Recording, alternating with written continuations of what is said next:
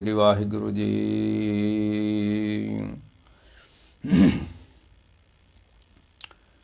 ਏਕਾ ਮਾਈ ਜੁਗਤ ਵਿਆਈ, ਤਿੰਨ ਚੇਲੇ ਪਰਵਾਨ।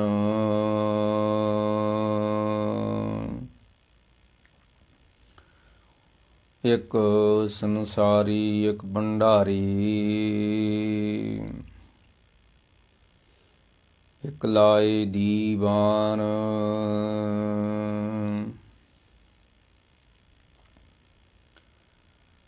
ਜੋ ਤਿਸ ਭਾਵੇ ਤਿਵੇਂ ਚਲਾਵੇ, ਜਿਵ ਹੋਵੇ ਫਰਮਾਨ।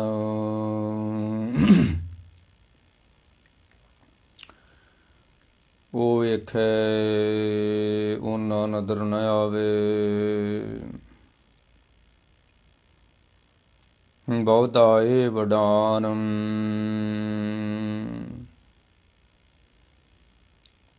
ਆਦੇਸ ਤਿਸੇ ਆਦੇਸ, ਆਦ ਅਨੀਲ ਅਨਾਦ ਅਨਾਹਤ। ਜੁਗ ਜੁਗ ਏਕੋ ਵੇਸ, ਆਦੇਸ ਤਿਸੇ ਆਦੇਸ।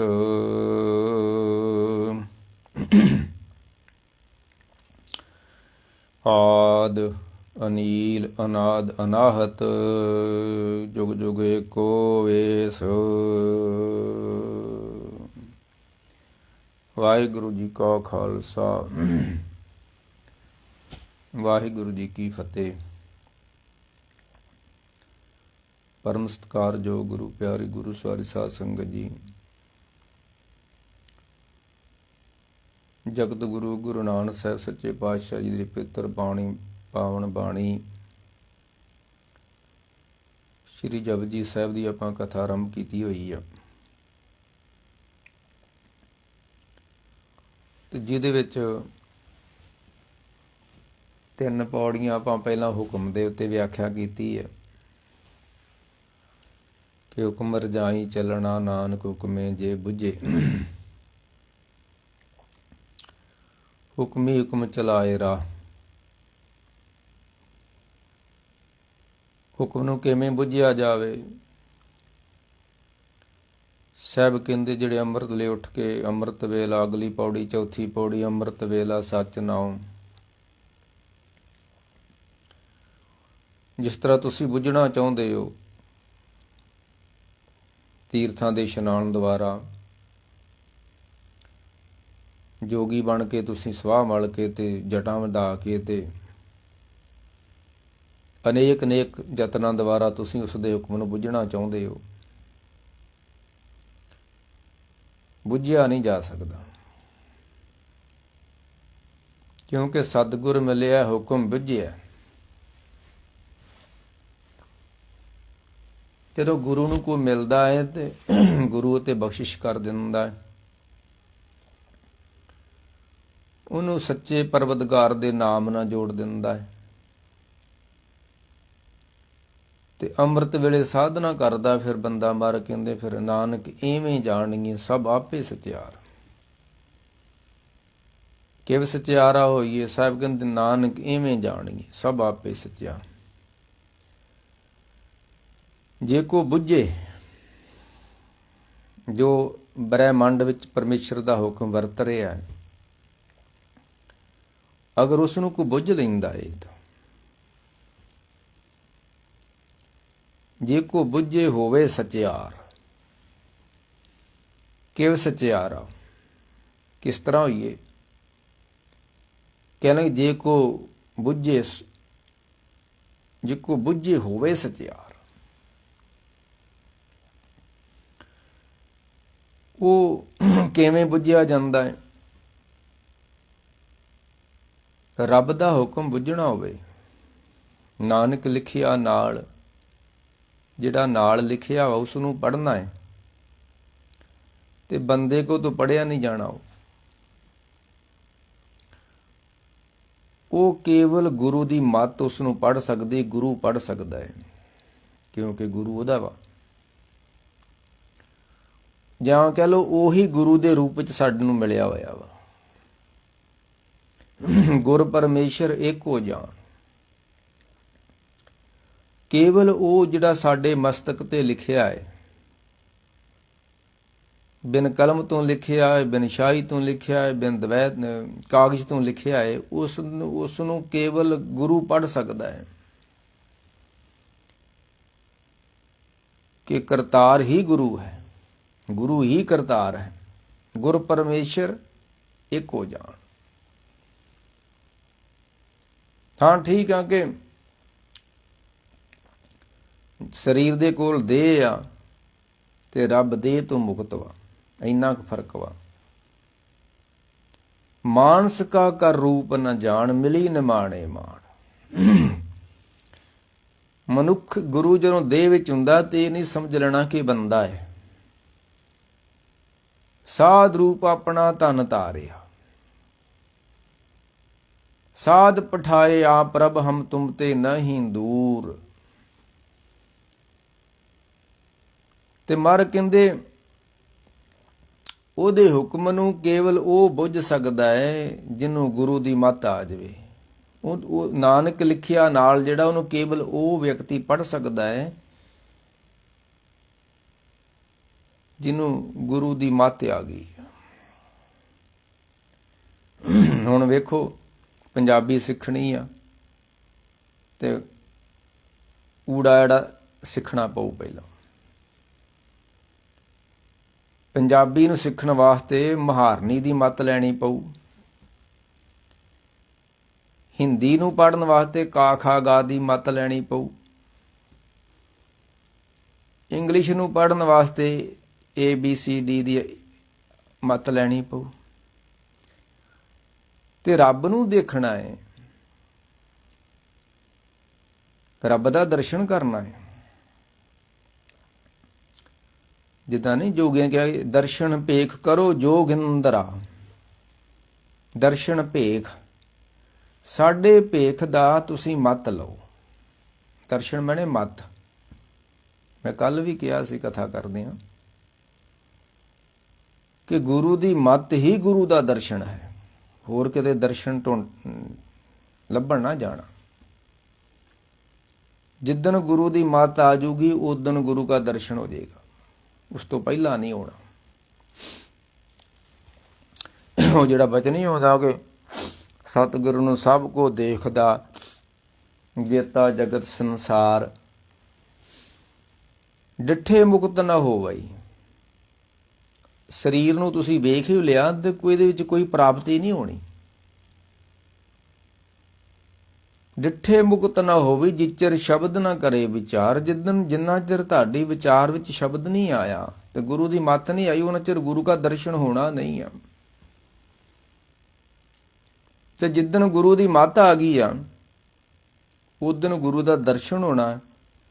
ਤੇ ਉਦਣ ਭਾਈ ਕਨਈਏ ਵਾਂਗੂ ਇਹ ਕਹਿਣਾ ਪੈਣਾ ਵਾ ਕਿ ਸਭ ਗੋਬਿੰਦ ਹੈ, ਸਭ ਗੋਬਿੰਦ ਹੈ, ਬਿਨ ਗੋਬਿੰਦ ਬਿਨ ਨਹੀਂ ਕੋਈ। ਭਾਈ ਕਨਈਆ ਜੀ ਹੋਰਾਂ ਨੇ, ਗੁਰੂ ਤੇਗ ਬਹਾਦਰ ਜੀ ਕਹਿਣ ਲੱਗੇ, ਭਾਈ ਕਨਈਆ ਜੀ ਸੇਵਾ ਕਰਦੇ ਸਨ। ਗੁਰੂ ਤੇਗ ਬਹਾਦਰ ਜੀ ਕਹਿਣ ਲੱਗੇ, ਤੁਸੀਂ ਹੁਣ ਜਾਓ ਆਪਣੇ ਇਲਾਕੇ 'ਚ ਪ੍ਰਚਾਰ ਕਰੋ ਸਿੱਖੀ ਦਾ।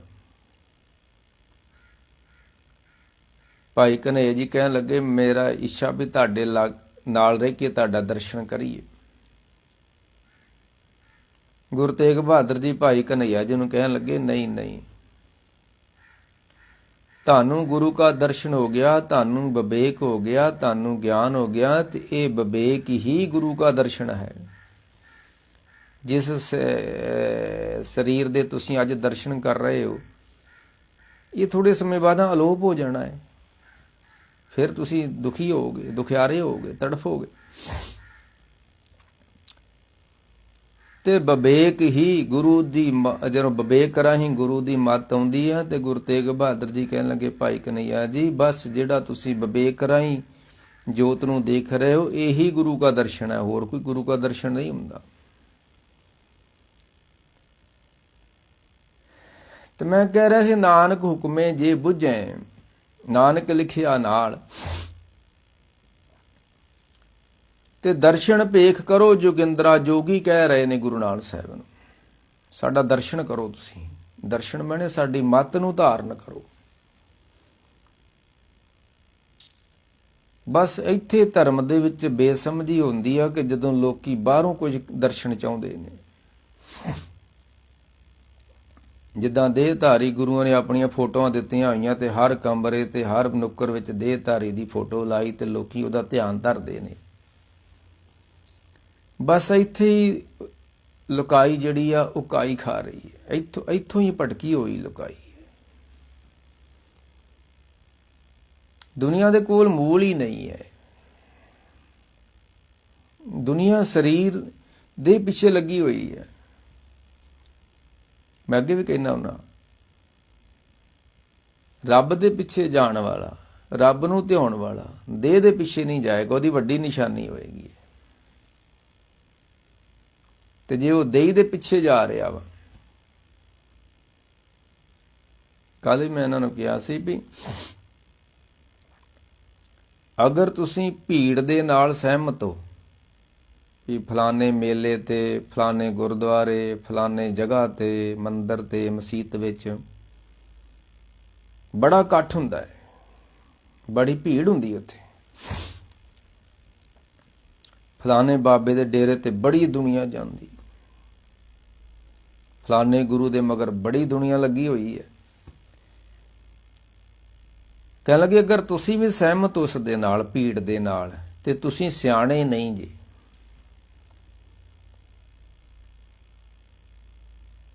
ਕਿਉਂਕਿ ਸਿਆਣਿਆਂ ਬੰਦਿਆਂ ਦੀ ਕਦੀ ਭੀੜ ਨਹੀਂ ਹੁੰਦੀ ਤੇ ਭੀੜ ਵਿੱਚ ਕੋਈ ਸਿਆਣਾ ਬੰਦਾ ਹੁੰਦਾ ਹੀ ਨਹੀਂਗਾ। ਤੇ ਸਿਆਣਾ ਬੰਦਾ ਕਦੀ ਵੀ ਭੀੜ ਦੇ ਨਾਲ ਸਹਿਮਤ ਨਹੀਂ ਹੁੰਦਾ। ਫਲਾਣੇ ਮੇਲੇ ਤੇ ਲੱਖਾਂ ਲੋਕੀ ਗਏ, ਫੇਰ ਕੀ ਹੋਣਾ? ਇਹਦੇ ਪਿੰਡਾਂ 'ਚ ਮਦਾਰੀ ਆਉਂਦੇ ਸੀ ਜਦੋਂ ਬਾਜੀਗਰ, ਤੇ ਦੁਨੀਆ ਤੇ ਉਦੋਂ ਵੀ ਇਕੱਠੀ ਹੋ ਜਾਂਦੀ ਸੀ। ਕੋਈ ਗਵਈਆ ਆਵੇ ਤੇ ਭਾਵੇਂ ਤੁਸੀਂ ਟਿਕਟ ਲਾ ਦਿਓ ਕਿ 500-500 ਰੁਪਈਆ ਲੱਗੂਗਾ ਟਿਕਟ, ਜਿਹਨੇ ਗੀਤ ਸੁਣਨੇ, ਤੇ ਦੁਨੀਆ ਲੱਖਾਂ ਦੀ ਇਕੱਠੀ ਹੋ ਜਾਂਦੀ ਹੈ।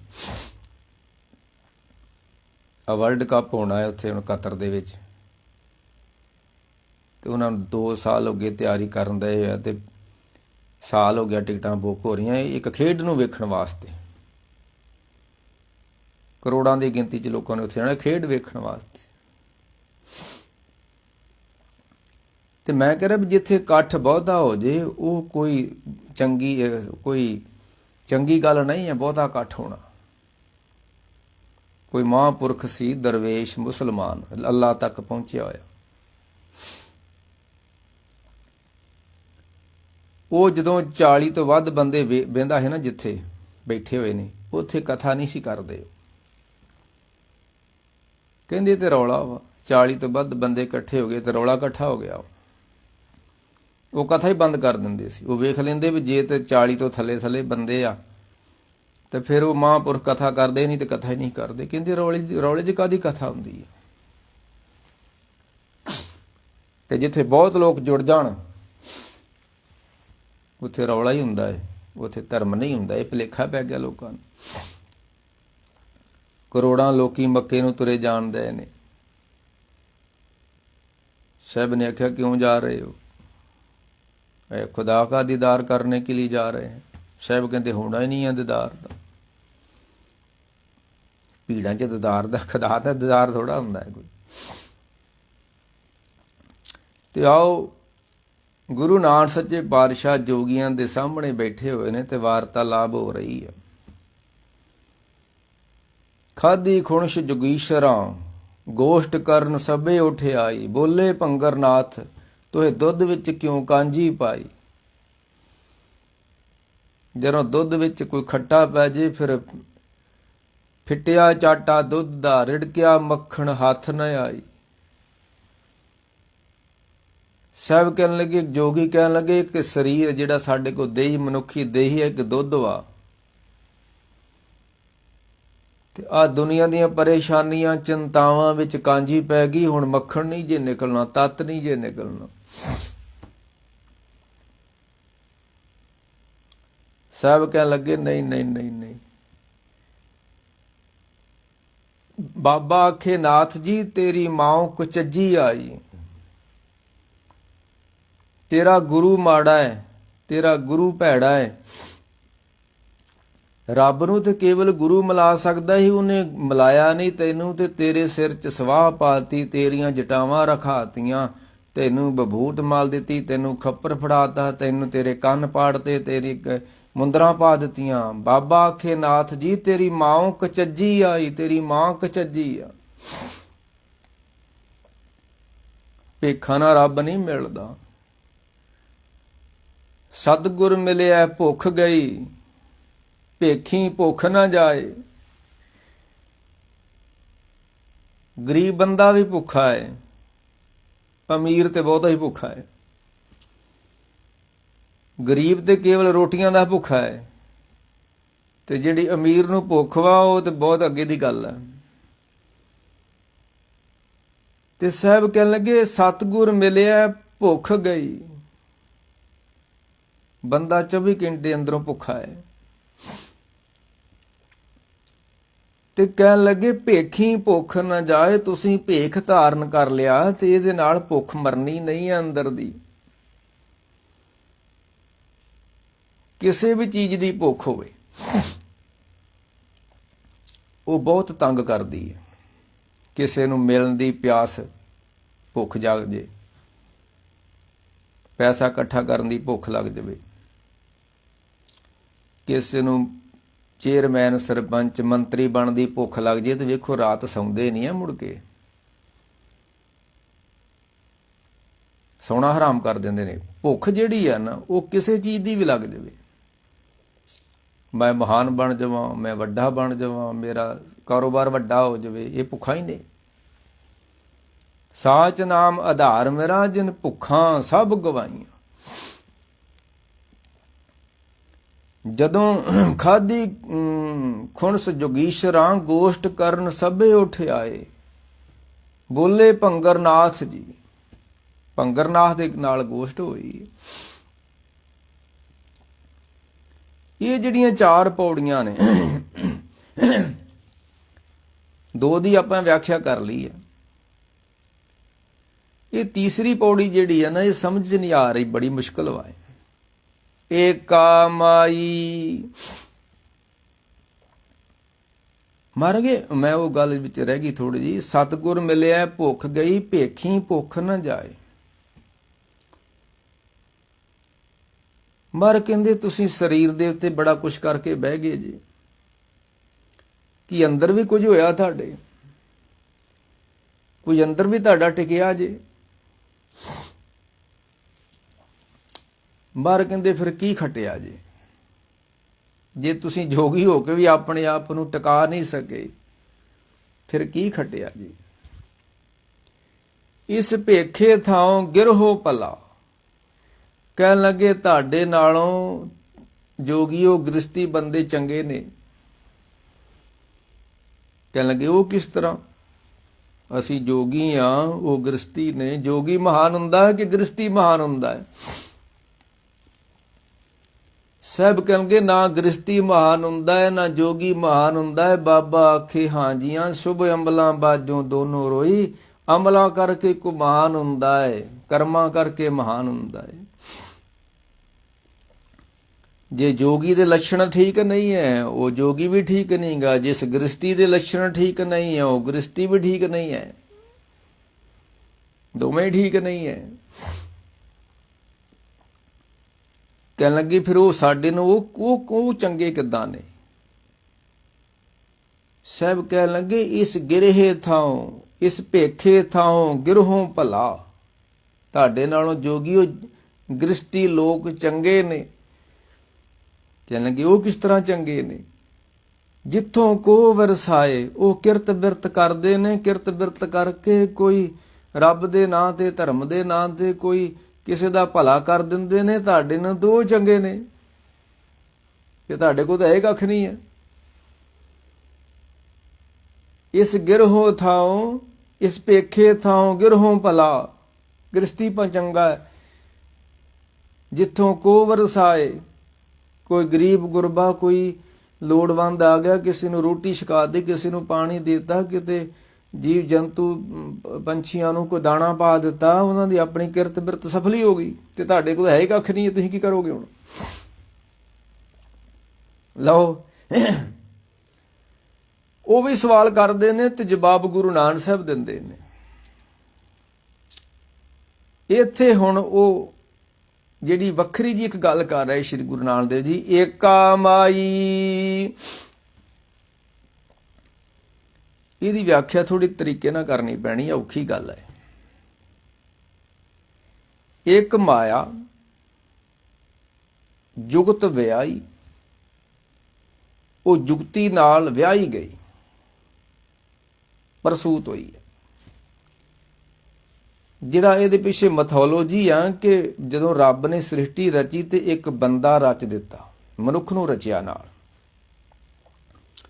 ਹੁਣ ਕੱਲਾ ਮਨੁੱਖ ਆ, ਉਹਦਾ ਮਨ ਲੱਗਦਾ ਨਹੀਂਗਾ, ਚਿੱਤ ਲੱਗਦਾ ਨਹੀਂਗਾ, ਉਹ ਰੱਬ ਨੂੰ ਕਹਿੰਦਾ ਕਿ ਮੈਂ ਕੱਲਾ ਮੈਂ ਕੀ ਕਰਾਂ। ਜੋ ਸਾਖੀ ਘੜੀ ਜਾਂਦੀ ਹੈ, ਜੋ ਮੈਥੋਲੋਜੀ ਆ, ਮਿਥੀਆਂ ਹੋਈਆਂ ਗੱਲਾਂ ਜਿਹੜੀਆਂ, ਯਥਾਰਥ ਅੱਗੇ ਮੈਂ ਦੱਸੂਗਾ ਤੁਹਾਨੂੰ। ਉਹ ਰੱਬ ਨੂੰ ਕਹਿਣ ਲੱਗਾ ਬੰਦਾ ਵੀ ਮੈਂ ਕੱਲਾ ਵਾਂ, ਮੇਰਾ ਚਿੱਤ ਨਹੀਂ ਲੱਗਦਾ। ਕਹਿੰਦੇ ਫਿਰ ਉਹਨੇ, ਰੱਬ ਨੇ ਮਨੁੱਖ ਦਾ ਅੱਧਾ ਹਿੱਸਾ ਲਿਆ ਤੇ ਉਹਨੇ ਇੱਕ ਇਸਤਰੀ ਬਣਾ ਦਿੱਤੀ। ਕਹਿਣਗੇ ਹੁਣ ਇਹਦੇ ਨਾਲ ਤੂੰ ਚਿੱਤ ਲਾ ਲਾ ਆਪਣਾ।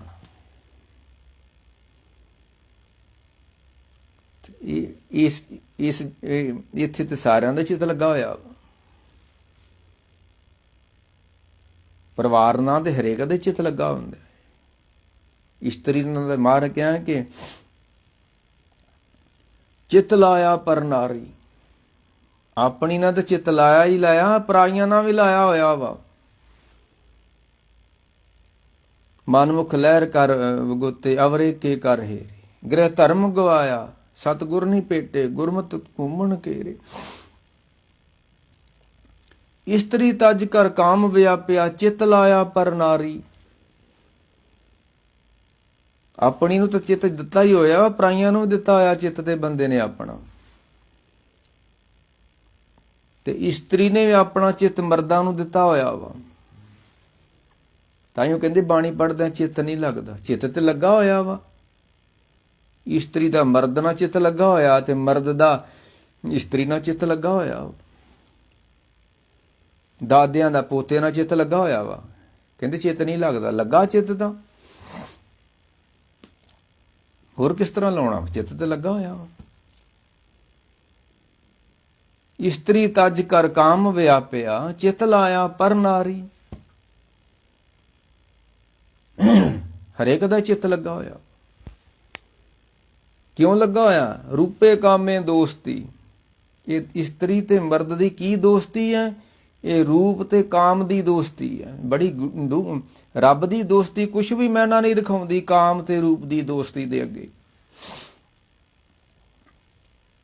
ਜਿੱਥੇ ਕਾਮ ਤੇ ਰੂਪ ਦੀ ਦੋਸਤੀ ਹੋਏਗੀ, ਰੱਬ ਦੀ ਦੋਸਤੀ ਕੋਈ ਮੈਨਾ ਨਹੀਂ ਰਖਾਉਂਦੀ। ਉੱਥੇ ਕੁਛ ਵੀ ਨਹੀਂ ਰੱਬ ਦੀ ਦੋਸਤੀ ਦਾ। ਪਰ ਇਹ ਦੋਸਤੀ ਚੱਲਣ ਵਿਕਾਰ। ਇਹ ਦੋਸਤੀ ਚ ਪੈਦਾ ਕੀ ਹੁੰਦਾ ਹੈ? ਪਾਪ, ਗੁਨਾਹ, ਵਕਾਰ, ਹੋਰ ਕੀ ਹੁੰਦਾ ਹੈ? ਤੇ ਮਾਨੇ ਰੂਪੇ ਕਾਮੇ ਦੋਸਤੀ। ਇਹ ਰੱਬ ਨੇ ਦੋਸਤੀ ਪਾ ਦਿੱਤੀ ਰੂਪ ਦੀ ਤੇ ਕਾਮ ਦੀ। ਨਹੀਂ ਟੁੱਟਦੀ ਇਹ ਦੋਸਤੀ। ਇਹ ਤੇ ਜੋਗੀਆਂ ਕੋ ਨਹੀਂ ਟੁੱਟਦੀ ਤੇ ਗ੍ਰਸਤੀਆਂ ਕੋ ਕਿੱਥੋਂ ਟੁੱਟ ਜਾਣੀ ਦੋਸਤੀ? ਇਹ ਤੇ ਬੜੇ ਬੜੇ ਜੋਗੀਆਂ ਨੇ ਕੋਸ਼ਿਸ਼ ਕੀਤੀ ਕਿ ਰੂਪ ਨਾਲੋਂ ਦੋਸਤੀ ਟੁੱਟ ਜਾਵੇ, ਨਹੀਂ ਟੁੱਟੀ। ਸ਼ਿਵਨਾਥ ਜੋਗੀ, ਮਾਫ ਕਰਨਾ, ਸ਼੍ਰੀਲੰਕਾ ਦਾ ਰਾਜਾ ਸ਼ਿਵਨਾਥ, ਗੁਰੂ ਨਾਨਕ ਸਾਹਿਬ ਕਹਿੰਦਾ ਮੇਰੀਆਂ ਰਾਣੀਆਂ ਬੜੀਆਂ ਨੇ ਤੇ ਰਾਣੀਆਂ ਨਾਲ ਮੇਰਾ ਚਿੱਤ ਬੜਾ ਲੱਗਦਾ ਹੈ। ਤੇ ਇਹ ਚਿੱਤ ਕਿਵੇਂ ਟੁੱਟ ਕੇ ਰੱਬ ਨਾਲ ਜੁੜੂਗਾ? ਰਾਣੀਆਂ ਨਾਲੋਂ। ਚਿੱਤ ਲਾਇਆ ਪਰ ਨਾਰੀ। ਇਸਤਰੀ ਨਾਲੋਂ ਚਿੱਤ ਟੁੱਟ ਕੇ ਗੁਰੂ ਨਾਲ ਚਿੱਤ ਕਿਵੇਂ ਜੁੜੇਗਾ? ਤੇ ਇਸਤਰੀ ਦਾ ਮਰਦ ਨਾਲੋਂ ਚਿੱਤ ਕਿਵੇਂ ਟੁੱਟੇਗਾ? ਨਹੀਂ ਟੁੱਟਦਾ। ਅੱਜ ਦੀ ਨੌਜਵਾਨ ਇਸਤਰੀ ਕੀ ਪਈ ਕਰਦੀ ਬਾਜ਼ਾਰਾਂ ਦੇ ਵਿੱਚ? ਕੋਈ ਪਰਵਾਹ ਹੀ ਨਹੀਂ ਹੈ, ਕੋਈ ਸ਼ਰਮ ਜਾ ਹੀ ਨਹੀਂ ਹੈ। ਸਭ ਖਤਮ ਹੋ ਗਈਆਂ ਸ਼ਰਮਾਂ ਜਾਂ। ਧਰਮ। ਸ਼ਰਮ ਗਿਆ ਕਰ ਆਪਣੇ, ਪਤ ਉੱਠ ਚੱਲੀ ਨਾਲ। ਧਰਮ ਕਿਉਂ ਮੁੱਕਦਾ ਜਾ ਰਿਹਾ? ਸ਼ਰਮ ਮੁੱਕਦੀ ਜਾ ਰਹੀ ਹੈ। ਸ਼ਰਮ ਹੋਊ ਤੇ ਧਰਮ ਹੋਣਾ ਹੈ। ਸ਼ਰਮ ਧਰਮ ਕਾ ਡੇਰਾ ਦੂਰ, ਨਾਨਕ ਕੂੜ ਰਿਹਾ ਭਰਪੂਰ। ਜਦੋਂ ਧਰਤੀ ਤੋਂ ਸ਼ਰਮ ਮੁੱਕ ਜੂਗੀ, ਯੂਰਪ ਵਿੱਚੋਂ, ਯੂਰਪ ਦੀਆਂ ਕੰਟਰੀਆਂ ਵਿੱਚੋਂ ਸ਼ਰਮ ਮੁੱਕੀ, ਨਾਲ ਹੀ ਧਰਮ ਮੁੱਕ ਗਿਆ। ਸ਼ਰਮ ਨੇ ਹੀ ਧਰਮ ਨੂੰ ਬਚਾਉਣਾ ਹੈ, ਤੇ ਸ਼ਰਮ ਹੀ ਨਹੀਂ ਹੈ। ਰੰਨਾਂ ਹੋਈਆਂ ਬੋਧੀਆਂ, ਪੁਰਸ਼ ਹੋਏ ਸਯਾਦ। ਰੰਨਾਂ ਹੋਈਆਂ ਬੋਧੀਆਂ, ਇਸਤਰੀਆਂ ਚੰਚਲ ਹੋ ਗਈਆਂ, ਤੇ ਪੁਰਸ਼ ਹੋਏ ਸਯਾਦ। ਸੀਲ ਸੰਜਮ ਸੁੱਚਪਣਾ, ਖਾਣਾ ਖਾਜ ਅਹਾਜ। ਸ਼ਰਮ ਗਈ ਘਰ ਆਪਣੇ, ਧਰਤੀ ਉੱਤੇ ਸ਼ਰਮ ਨਹੀਂ ਰਹੀ, ਤੇ ਧਰਮ ਵੀ ਮੁੱਕ ਗਿਆ। ਧਰਮ ਪੰਖ ਕਰ ਉੱਡ ਰਿਹਾ। ਜਦੋਂ ਸ਼ਰਮ ਮੁੱਕ ਗਈ, ਨਾਲ ਹੀ ਧਰਮ ਮੁੱਕ ਗਿਆ। ਤੇ ਮਹਾਰਾਜ ਕਹਿੰਦੇ, ਰਾਜਾ ਕਹਿਣ ਲੱਗਾ, ਮਹਾਰਾਜ ਮੇਰਾ ਚਿੱਤ ਇਸਤਰੀਆਂ ਨਾਲ ਬੜਾ ਲੱਗਦਾ ਹੈ। ਕਹਿਣ ਲੱਗੇ, ਰੱਬ ਨਾਲ ਲਾ ਚਿੱਤ ਨੂੰ, ਇਸਤਰੀ ਨਾਲ ਕਿਉਂ ਚਿੱਤ ਲਾਇਆ ਜੇ? ਚਿੱਤ ਲਾਇਆ ਪਰ ਨਾਰੀ, ਆਪਣੀ ਨਾਲ ਤੇ ਲਾ ਲਓ, ਪਰਾਈਆਂ ਨਾਲ ਵੀ ਚਿੱਤ ਲਾਇਆ ਹੋਇਆ ਜੇ। ਫਿਰ ਧਰਮ ਕਿਵੇਂ ਕਮਾਓਗੇ ਤੁਸੀਂ, ਜੇ ਚਿੱਤ ਹੀ ਇਸਤਰੀ ਨੂੰ ਦੇ ਦਿੱਤਾ? ਜੇ ਇਸਤਰੀ ਨੇ ਆਪਣਾ ਚਿੱਤ ਮਰਦ ਨੂੰ ਦੇ ਦਿੱਤਾ ਹੈ, ਤੇ ਮਰਦ 'ਚ ਲੱਗੂਗਾ, ਬਾਣੀ 'ਚ ਥੋੜਾ ਲੱਗਣਾ ਹੈ। ਇਹੀ ਤੇ ਲੋਕੀ ਸ਼ਿਕਵਾ ਕਰਦੇ ਨੇ, ਇਹ ਬਾਣੀ ਪੜ੍ਹਦਿਆਂ ਚਿੱਤ ਨਹੀਂ ਲੱਗਦਾ, ਕੀਰਤਨ ਸੁਣਦਿਆਂ ਚਿੱਤ ਨਹੀਂ ਲੱਗਦਾ। ਕੀਰਤਨ ਸੁਣਦਿਆਂ ਵਾਸੀਆਂ ਆਉਂਦੀਆਂ ਨੇ, ਨੀਂਦ ਆਉਂਦੀ ਆ, ਸਰੀਰ ਦੁਖਦਾ ਹੈ, ਗੋਡੇ ਦੁਖਦੇ ਨੇ। ਕਿਉਂ ਦੁਖਦੇ ਨੇ? ਚਿੱਤ ਨਹੀਂ ਲੱਗਦਾ। ਜਿੱਦਣ ਚਿੱਤ ਲੱਗ ਗਿਆ, ਇਹ ਸਾਰੀਆਂ ਚੀਜ਼ਾਂ ਅਲੋਪ ਹੋ ਜਾਣਗੀਆਂ। ਜਦੋਂ ਰਾਜੇ ਨੇ ਆਖਿਆ, ਮੇਰਾ ਚਿੱਤ ਉੱਧਰ ਲੱਗਦਾ, ਇਸਤਰੀ ਨਾਲ ਬੜਾ ਚਿੱਤ ਲੱਗਦਾ ਹੈ। ਰੂਪੇ ਕਾਮੇ ਦੋਸਤੀ ਹੈ, ਇਸਤਰੀ ਨਾਲ ਨਹੀਂ ਲੱਗਦਾ, ਰੂਪ ਨਾਲ ਚਿੱਤ ਲੱਗਦਾ ਹੈ। ਇਹ ਗੱਲਾਂ ਹੋਰ ਹੀ ਚੱਲ ਪਈਆਂ। ਕਥਾ ਕਰਨੀ ਏਕਾ ਬਾਈ, ਜੁਗਤ ਵਿਆਹੀ। 3 ਚੇਲੇ ਪ੍ਰਵਾਨ। ਜਦੋਂ ਨੇ ਆਪਣਾ ਰੋਣਾ ਰੋਇਆ ਗੁਰੂ ਨਾਨਕ ਸਾਹਿਬ ਦੇ ਅੱਗੇ, ਰਾਜੇ ਸ਼ਿਵਨਾਵ ਨੇ ਸਾਹਿਬ ਕਹਿਣ ਲੱਗੇ, ਇਹ ਚਿੱਤ ਤਾਂ ਤੇਰਾ ਹਟੂਗਾ ਇਸਤਰੀਆਂ ਵੱਲੋਂ, ਰੱਬ ਨਾਲ ਲਾ। ਕਹਿਣ ਲੱਗਾ, ਰੱਬ ਨਾਲ ਲੱਗਦਾ ਨਹੀਂ ਹੈ। ਸਾਹਿਬ ਕਹਿੰਦੇ, ਲਾ ਦਿੰਦੇ ਆ, ਘਾਬਰਦਾ ਕਿਉਂ ਆ ਤੂੰ? ਇਹਨੂੰ ਕਹਿੰਦੇ ਜੇ ਗੁਰੂ। ਅੱਜ ਦੇ ਦੇਹਧਾਰੀ ਕੁਰਸੀਆਂ ਤੇ ਬੈਠੇ ਨੇ, ਤੇ ਚੇਲੇ ਚੇਲੀਆਂ ਸਵਾਲ ਕਰਦੇ, ਬਾਬਾ ਜੀ ਅਸੀਂ ਦੁਖੀ ਬੜੇ ਆ। ਇਹ ਬੇਟਾ ਤੁਹਾਡੇ ਕਰਮਾਂ ਦਾ ਦੁੱਖ ਹੈ, ਤੇ ਤੂੰ ਕੁਰਸੀ ਢਾਹ ਕੇ ਕਦ ਲਈ ਬੈਠਾ ਜੇ ਬੇਟਾ ਨੇ ਕਰਮਾਂ ਦਾ ਦੁੱਖ ਭੋਗਣਾ? ਤੂੰ ਨਿੱਤ ਨਵੀਆਂ ਰਜਿਸਟਰੀਆਂ ਕਰਾ ਕੇ ਤੇ ਦਰਿਆ ਪੂਰ ਕੇ ਜ਼ਮੀਨਾਂ ਕਿਉਂ ਬਣਾਉਂਦਿਆਂ, ਜੇ ਚੇਲਿਆਂ ਨੇ ਆਪਣੇ ਕਰਮਾਂ ਦਾ ਹੀ ਦੁੱਖ ਭੋਗਣਾ? ਤਾਂ ਇਸਤਰੀ ਧੱਜ ਕਰ ਕਾਮ ਵਿਆਪਿਆ, ਚਿੱਤ ਲਾਇਆ ਪਰ ਨਾਰੀ। ਜਦੋਂ ਰਾਜੇ ਨੇ ਆਖਿਆ, ਮੇਰਾ ਚਿੱਤ ਇਸਤਰੀਆਂ ਨਾਲ ਬੜਾ ਲੱਗਦਾ ਹੈ, ਤੇ ਇਸਤਰੀ ਦਾ ਚਿੱਤ ਮਰਦ ਨਾਲ ਲੱਗਦਾ ਹੈ। ਸਾਹਿਬ ਕਹਿਣ ਲੱਗੇ, ਕਿਉਂ ਲੱਗਦਾ ਹੈ? ਇਹ ਕਾਮ ਤੇ ਰੂਪ ਦੀ ਦੋਸਤੀ ਹੈ। ਰੂਪੇ ਕਾਮੇ ਦੋਸਤੀ, ਭੁੱਖੇ ਸਾਦੇ ਗੰਢ। ਭੋਜਨ ਕਿਉਂ ਬੰਦਾ ਖਾਂਦਾ ਹੈ? ਭੁੱਖ ਲੱਗਦੀ ਹੈ। ਇਸਤਰੀ ਨਾਲ ਕਿਉਂ ਚਿੱਤ ਲਾਉਂਦਾ ਹੈ? ਰੂਪ ਨਾਲ ਲਾਉਂਦਾ ਹੈ ਚਿੱਤ। ਬੁੱਢੇ ਬਾਰੇ ਰੂਪ ਨਹੀਂ ਰਹਿੰਦਾ, ਦਾਦੇ ਆਪਣੇ ਪੋਤਰਿਆਂ ਨਾਲ ਚਿੱਤ ਲਾ ਲੈਂਦੇ ਨੇ। ਬੁੱਢੇ ਕੋ ਰੂਪ ਨਹੀਂ ਰਿਹਾ, ਪੋਤਰਿਆਂ ਕੋ ਰੂਪ ਹੈਗਾ, ਪੋਤਰੇ ਬੜੇ ਸੋਹਣੇ ਲੱਗਦੇ। ਗੱਲ ਤੇ ਸੁਆਪਣ ਨਾਲ ਚਿੱਤ ਤੇ ਸੁਆਪਣ ਨਾਲ ਹੀ ਲੱਗਣਾ ਹੈ। ਫੁੱਲਾਂ ਨਾਲ ਚਿੱਤ ਲੱਗਦਾ ਹੈ, ਕੰਡਿਆਂ ਨਾਲ ਚਿੱਤ ਨਹੀਂ ਜੀ ਲੱਗਦਾ। ਕੰਡਿਆਂ ਨਾਲ ਤੇ ਨਫ਼ਰਤ ਕਰਦਾ ਹੈ ਚਿੱਤ। ਆਪਣਾ ਰੂਪ ਨਹੀਂ ਰਿਹਾ, ਪੋਤਰੇ ਸੋਹਣੇ ਨੇ ਜੰਮੇ, ਪੋਤਰਿਆਂ ਨੂੰ ਚਿੱਤ ਲੱਗ ਗਿਆ। ਚਿੱਤ ਲਾਇਆ ਪਰ ਨਾਰੀ। ਜਦੋਂ ਆਪਣੇ ਕੋ ਰੂਪ ਸੀ, ਉਦੋਂ ਇਸਤਰੀ ਨਾਲ ਚਿੱਤ ਲਾ ਲਿਆ। ਹੁਣ ਇਸਤਰੀ ਕੋ ਰੂਪ ਨਹੀਂ ਰਿਹਾ, ਨਾ ਮੇਰੇ ਕੋ ਰੂਪ ਰਿਹਾ, ਹੁਣ ਮੈਂ ਪੋਤਰਿਆਂ ਨਾਲ ਚਿੱਤ ਲਾ ਲਿਆ।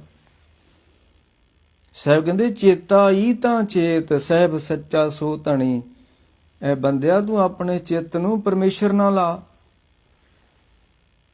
ਤੂੰ ਆ ਜਿਹੜਾ ਰੂਪ ਬਿਨਸਨਹਾਰ ਹੈ, ਇਸ ਰੂਪ ਨਾਲ ਚਿੱਤ ਲਾਇਆ ਹੋਇਆ ਜੇ। ਚਿੱਤ ਲਾਇਆ ਪਰ ਨਾਰੀ। ਚਲੋ ਆਪਣੀ ਨਾਲ ਲਾ ਲਓ ਤਾਂ ਵੀ ਜਾਇਜ਼ ਆ, ਕੁਛ ਨਾ ਕੋਈ। ਤੇ ਤੁਸਾਂ ਤੇ ਚੇਤੀ ਪਰਾਈਆਂ ਇਸਤਰੀਆਂ ਨਾਲ ਲਾਇਆ ਹੋਇਆ ਜੀ। ਇਹ ਪਤਾ ਨਹੀਂ ਗੱਲਾਂ ਤੁਹਾਨੂੰ ਜਚਣ ਕਿ ਨਾ ਜਚਣ, ਰੱਬ ਖੈਰ ਕਰੇ। ਸਭ ਕਹਿਣ ਲੱਗੇ ਕੋਈ ਗੱਲ ਨਹੀਂ, ਜਿਹੜਾ ਜੇ ਤੇਰਾ ਚਿੱਤ ਇਸਤਰੀਆਂ ਨਾਲ ਲੱਗਾ ਹੋਇਆ ਤੇ ਅਸੀਂ ਰੱਬ ਨਾਲ ਲਾ ਦਿਆਂਗੇ, ਸਾਡੀ ਡਿਊਟੀ ਆ।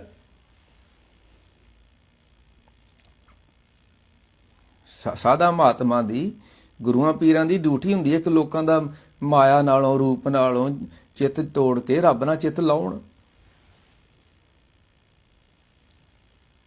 ਸਾਧ ਦੀ ਨਿਸ਼ਾਨੀ ਦੱਸੀ ਬਾਣੀ। ਸਭ ਕਹਿਣ ਲੱਗੇ ਕੋਈ ਗੱਲ ਨਹੀਂ, ਤੈਨੂੰ ਜੁਗਤੀ ਦੇ ਦਿੰਨੇ ਆ, ਤੇਰਾ ਇਸਤਰੀਆਂ ਨੂੰ ਚਿੱਤ ਟੁੱਟ ਜਾਏਗਾ, ਰੱਬ ਨਾਲ ਜੁੜ ਜਾਏਗਾ। ਉਹ ਬੜੀ ਲੰਮੀ ਚੌੜੀ ਵਿਆਖਿਆ ਉਸਦੀ। ਆਓ ਵਿਸ਼ੇ ਨਾਲ ਜੁੜੀਏ, ਇਹ ਵਿੱਚੋਂ ਗੱਲਾਂ ਨਿਕਲ ਆਉਂਦੀਆਂ, ਪਰ ਇਹ ਗੱਲਾਂ ਸਮੇਂ ਦੀ ਲੋੜ ਨੇ। ਸਾਡੇ ਗਿਆਨੀ ਕਰਦੇ ਨਹੀਂ ਹੈ। ਕਿਉਂ ਨਹੀਂ ਕਰਦੇ? ਉਹ ਵਿਖੇ ਹੋਏ ਗਿਆਨੀ ਨੇ। ਵਿਖਿਆ ਹੋਇਆ ਗਿਆਨੀ ਗੱਲ ਨਹੀਂ ਕਰ ਸਕਦਾ ਜਿਹੜਾ ਵਿਖਿਆ ਹੀ ਹੋਇਆ ਹੈ। ਸਭ ਕਹਿੰਦੇ ਏਕਾ ਮਾਈ ਜੁਗਤ ਵਿਆਈ। ਕਹਿੰਦੇ ਵੀ ਇੱਕ ਜਦੋਂ ਬੰਦੇ ਨੇ ਆਖਿਆ ਮੇਰਾ ਚਿੱਤ ਨਹੀਂ ਲੱਗਦਾ, ਬੰਦੇ ਨੇ, ਪਰਮੇਸ਼ਰ ਨੇ ਪਹਿਲਾਂ ਇਕੱਲਾ ਬੰਦਾ ਬਣਾਇਆ ਤੇ ਇਕੱਲਾ ਬੰਦਾ ਪਰੇਸ਼ਾਨ ਹੁੰਦਾ ਹੈ, ਆਵਾਜ਼ਾਰ ਹੁੰਦਾ ਹੈ। ਇਕੱਲਾ ਬੰਦਾ ਕਦੀ ਫੇਸਬੁੱਕ ਨਾਲ ਜੁੜ ਜਾਂਦਾ ਹੈ, ਕਦੀ YouTube ਨਾਲ ਜੁੜ ਪੈਂਦਾ ਹੈ, ਕਦੀ ਕਿਸੇ ਗੁਆਂਢੀ ਨੂੰ ਫੋਨ ਕਰ ਲਾਂਗੇ। ਤਾਂ ਇਕੱਲਾ ਬੰਦਾ ਤਾਂ ਰਹਿ ਹੀ ਨਹੀਂ ਸਕਦਾ। ਇਕੱਲਾ ਜਾਂ ਰੱਬ ਰਹਿੰਦਾ ਹੈ ਜਾਂ ਫਿਰ ਸਾਧੂ ਰਹਿੰਦਾ ਹੈ।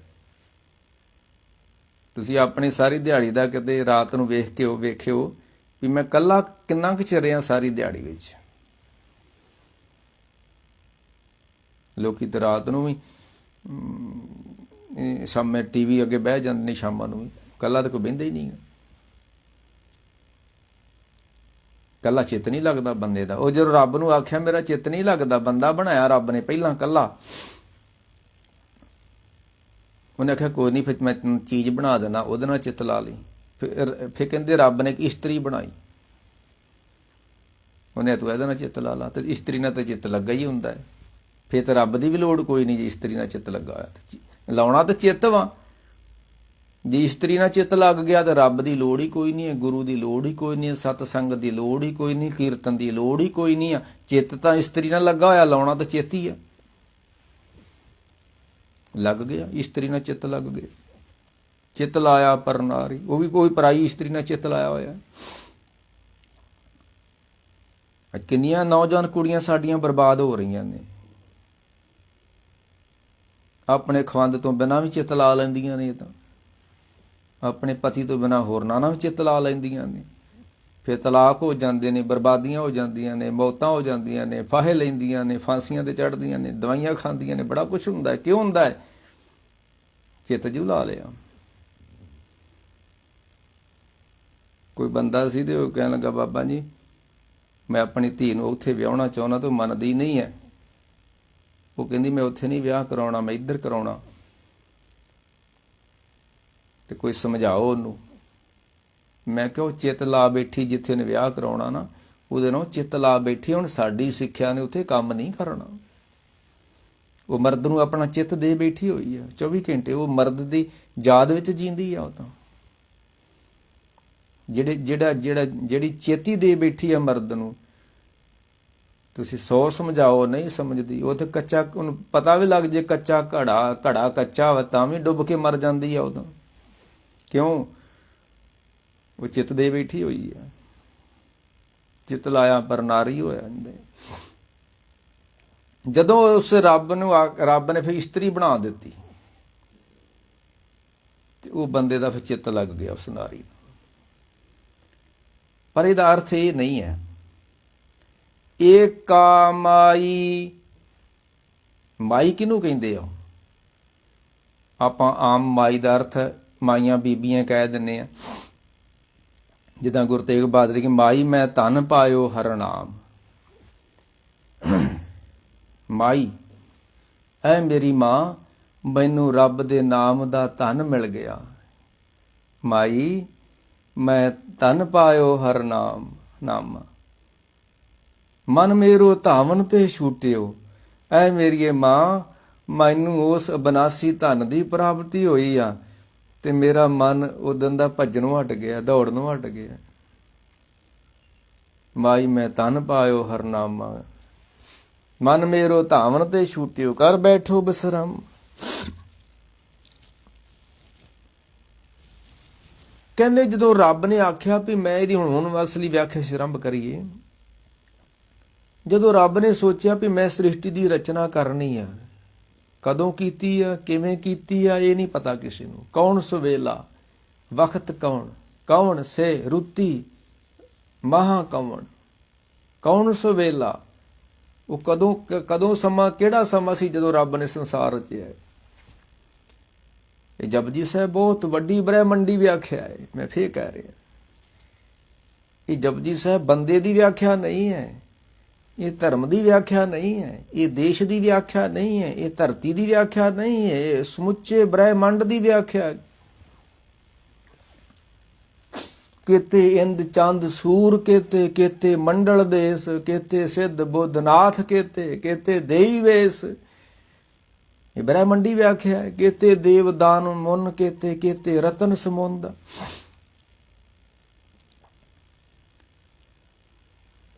ਉਹ ਜਦੋਂ ਫਿਰ ਪਰਮੇਸ਼ਰ ਨੇ ਕਹਿੰਦੇ ਵੀ ਕੌਣ ਸੁਵੇਲਾ, ਏਕਾ ਮਾਈ। ਮਾਈ ਦਾ ਅਰਥ ਕੀਤਾ ਹੈ ਪੈਸਾ, ਮਾਇਆ। ਇਹ ਜਦੋਂ ਪਰਮੇਸ਼ਰ ਨੇ ਸੋਚਿਆ ਵੀ ਮੈਂ ਸ੍ਰਿਸ਼ਟੀ ਰਚਾਂ ਤੇ ਸ੍ਰਿਸ਼ਟੀ ਕਿਵੇਂ ਰਚੀ ਜਾ ਸਕਦੀ ਹੈ। ਹੁਣ ਮੈਂ ਪੈਦਾ ਹੋਇਆ ਵਾਂ, ਮੈਨੂੰ ਰੱਬ ਨੇ ਥੋੜਾ ਪੈਦਾ ਕੀਤਾ ਵਾ, ਮੈਨੂੰ ਤੇ ਮੇਰੇ ਮਾਂ-ਬਾਪ ਨੇ ਪੈਦਾ ਕੀਤਾ ਹੈ। ਮਾਂ ਕੀ ਰਕਤ ਪਿਤਾ ਬਿੰਦ ਧਾਰਾ, ਸੂਰਤ ਮੂਰਤ ਕਰ ਆਕਾਰਾ। ਮਾਂ ਦੀ ਰਕਤ ਸੀ ਜਿਹਦੇ ਵਿੱਚ ਮੈਂ ਪਲਦਾ ਰਿਹਾ ਵਾਂ, ਮਾਂ ਦਾ ਖੂਨ ਸੀ, ਪਿਤਾ ਦੀ ਬਿੰਦ ਸੀ। ਇਹ ਪਰਮੇਸ਼ਰ ਨੇ ਥੋੜਾ ਰਚਿਆ ਮੈਨੂੰ। ਮਾਂ ਕੀ ਰਕਤ ਪਿਤਾ ਬਿੰਦ ਧਾਰਾ ਹੈ। ਮੈਂ ਕੋਈ ਨਾਸਤਕ ਗੱਲਾਂ ਨਹੀਂ ਕਰਨ ਲੱਗਿਆ ਵੀ ਇਹ ਜਿਹੜਾ ਰਚਿਆ ਵਾ ਪਰਮੇਸ਼ਰ ਨੇ ਕਿਵੇਂ ਰਚਿਆ ਵਾ। ਏਕਾ ਮਾਈ ਜੁਗਤ ਵਿਆਹੀ, ਕਿੱਦਾਂ ਵਿਆਹ ਹੋਇਆ ਵਾ, ਕਿਹੜੀ ਜੁਗਤੀ ਨਾਲ ਵਿਆਹ ਹੋਇਆ ਵਾ। ਕੌਣ ਸੁਵੇਲਾ, ਉਹ ਜਦੋਂ ਵਿਆਹ ਹੋਇਆ ਕਿਹੜਾ ਵੇਲਾ ਸੀ। ਰੱਬ ਦਾ ਵੀ ਵਿਆਹ ਹੋਇਆ ਵਾ, ਵਿਆਹ ਤੋਂ ਬਿਨਾਂ ਔਲਾਦ ਨਹੀਂ ਆਉਂਦੀ। ਅੱਜ ਕੋਈ ਇਸਤਰੀ ਆਖੇ ਮੈਂ ਵਿਆਹ ਨਹੀਂ ਕਰਾਉਣਾ, ਔਲਾਦ ਥੋੜਾ ਹੋ ਸਕਦੀ ਹੈ। ਕੋਈ ਬੰਦਾ ਆਖੇ ਮੈਂ ਵਿਆਹ ਨਹੀਂ ਕਰਾਉਣਾ, ਔਲਾਦ ਥੋੜਾ ਹੋ ਸਕਦੀ ਹੈ। ਤੇ ਰੱਬ ਨੇ ਵਿਆਹ ਕਰਾਇਆ ਤੇ ਤਾਂ ਹੀ ਦੁਨੀਆ ਬਣੀ। ਜੇ ਰੱਬ ਵਿਆਹ ਨਾ ਕਰਾਉਂਦਾ ਤੇ ਦੁਨੀਆ ਕਿੱਥੋਂ ਬਣਨੀ ਸੀ। ਭਗਤ ਨਾਮਦੇਵ ਜੀ ਕਹਿੰਦੇ ਨੇ, ਬੀਬੀ ਕੌਲਾਂ ਸੋ ਕਾਇਣ ਤੇਰਾ, ਨਿਰੰਕਾਰ ਆਕਾਰੇ। ਐ ਪਰਮੇਸ਼ਰ, ਬੀਬੀ ਕੌਲਾਂ ਨਾਲ ਤੇਰਾ ਨਿਕਾਹ ਹੋਇਆ ਵਾ। ਬੀਬੀ ਕੌਲਾਂ ਸੋ ਕਾਇਣ ਤੇਰਾ, ਕਾਇਣ ਮੈਨੇ ਨਿਕਾਹ ਹੋਇਆ ਵਾ। ਅਸੀਂ ਵਿਆਹ ਕਹਿੰਦੇ ਨੇ ਤੇ ਸ਼ਰ੍ਹਾ ਦੇ ਵਿੱਚ ਨਿਕਾਹ ਕਹਿੰਦੇ ਨੇ। ਐ ਪਰਮੇਸ਼ਰ ਤੇਰਾ ਵੀ ਵਿਆਹ ਹੋਇਆ ਵਾ, ਤੇ ਹੋਇਆ ਕਿਹਦੇ ਨਾਲ ਵਾ। ਬੀਬੀ ਕੌਲਾਂ ਸੋ ਕਾਇਣ ਤੇਰਾ, ਨਿਰੰਕਾਰ ਆਕਾਰੇ। ਕੋਈ ਮਨ ਵਿੱਚ ਸ਼ੰਕਾ ਨਾ ਆ ਜਾਓ ਕਿ ਚੱਲ ਕੇ ਮੈਂ ਖੁਲਾਸਾ ਕਰਦਾ ਹੈ ਕਿੱਦਾਂ ਵਿਆਹ ਹੁੰਦਾ, ਰੱਬ ਦਾ ਵਿਆਹ ਕਿੱਦਾਂ ਹੁੰਦਾ ਹੈ। ਤੇ ਜਿੰਨਾ ਚਿਰ ਰੱਬ ਵਿਆਹ ਨਹੀਂ ਸੀ ਕਰਦਾ ਆਪਣਾ, ਉਹਨਾਂ ਚਿਰ ਧਰਤੀ ਨਹੀਂ ਸੀ, ਇਹ ਉਤਪਤੀ ਨਹੀਂ ਸੀ ਹੋਣੀ। ਰੱਬ ਨੇ ਵਿਆਹ ਕੀਤਾ ਤਾਂ ਉਤਪਤੀ ਹੋਈ ਆ। ਤੇ ਵਿਆਹ ਕਦੋਂ ਕੀਤਾ ਹੈ?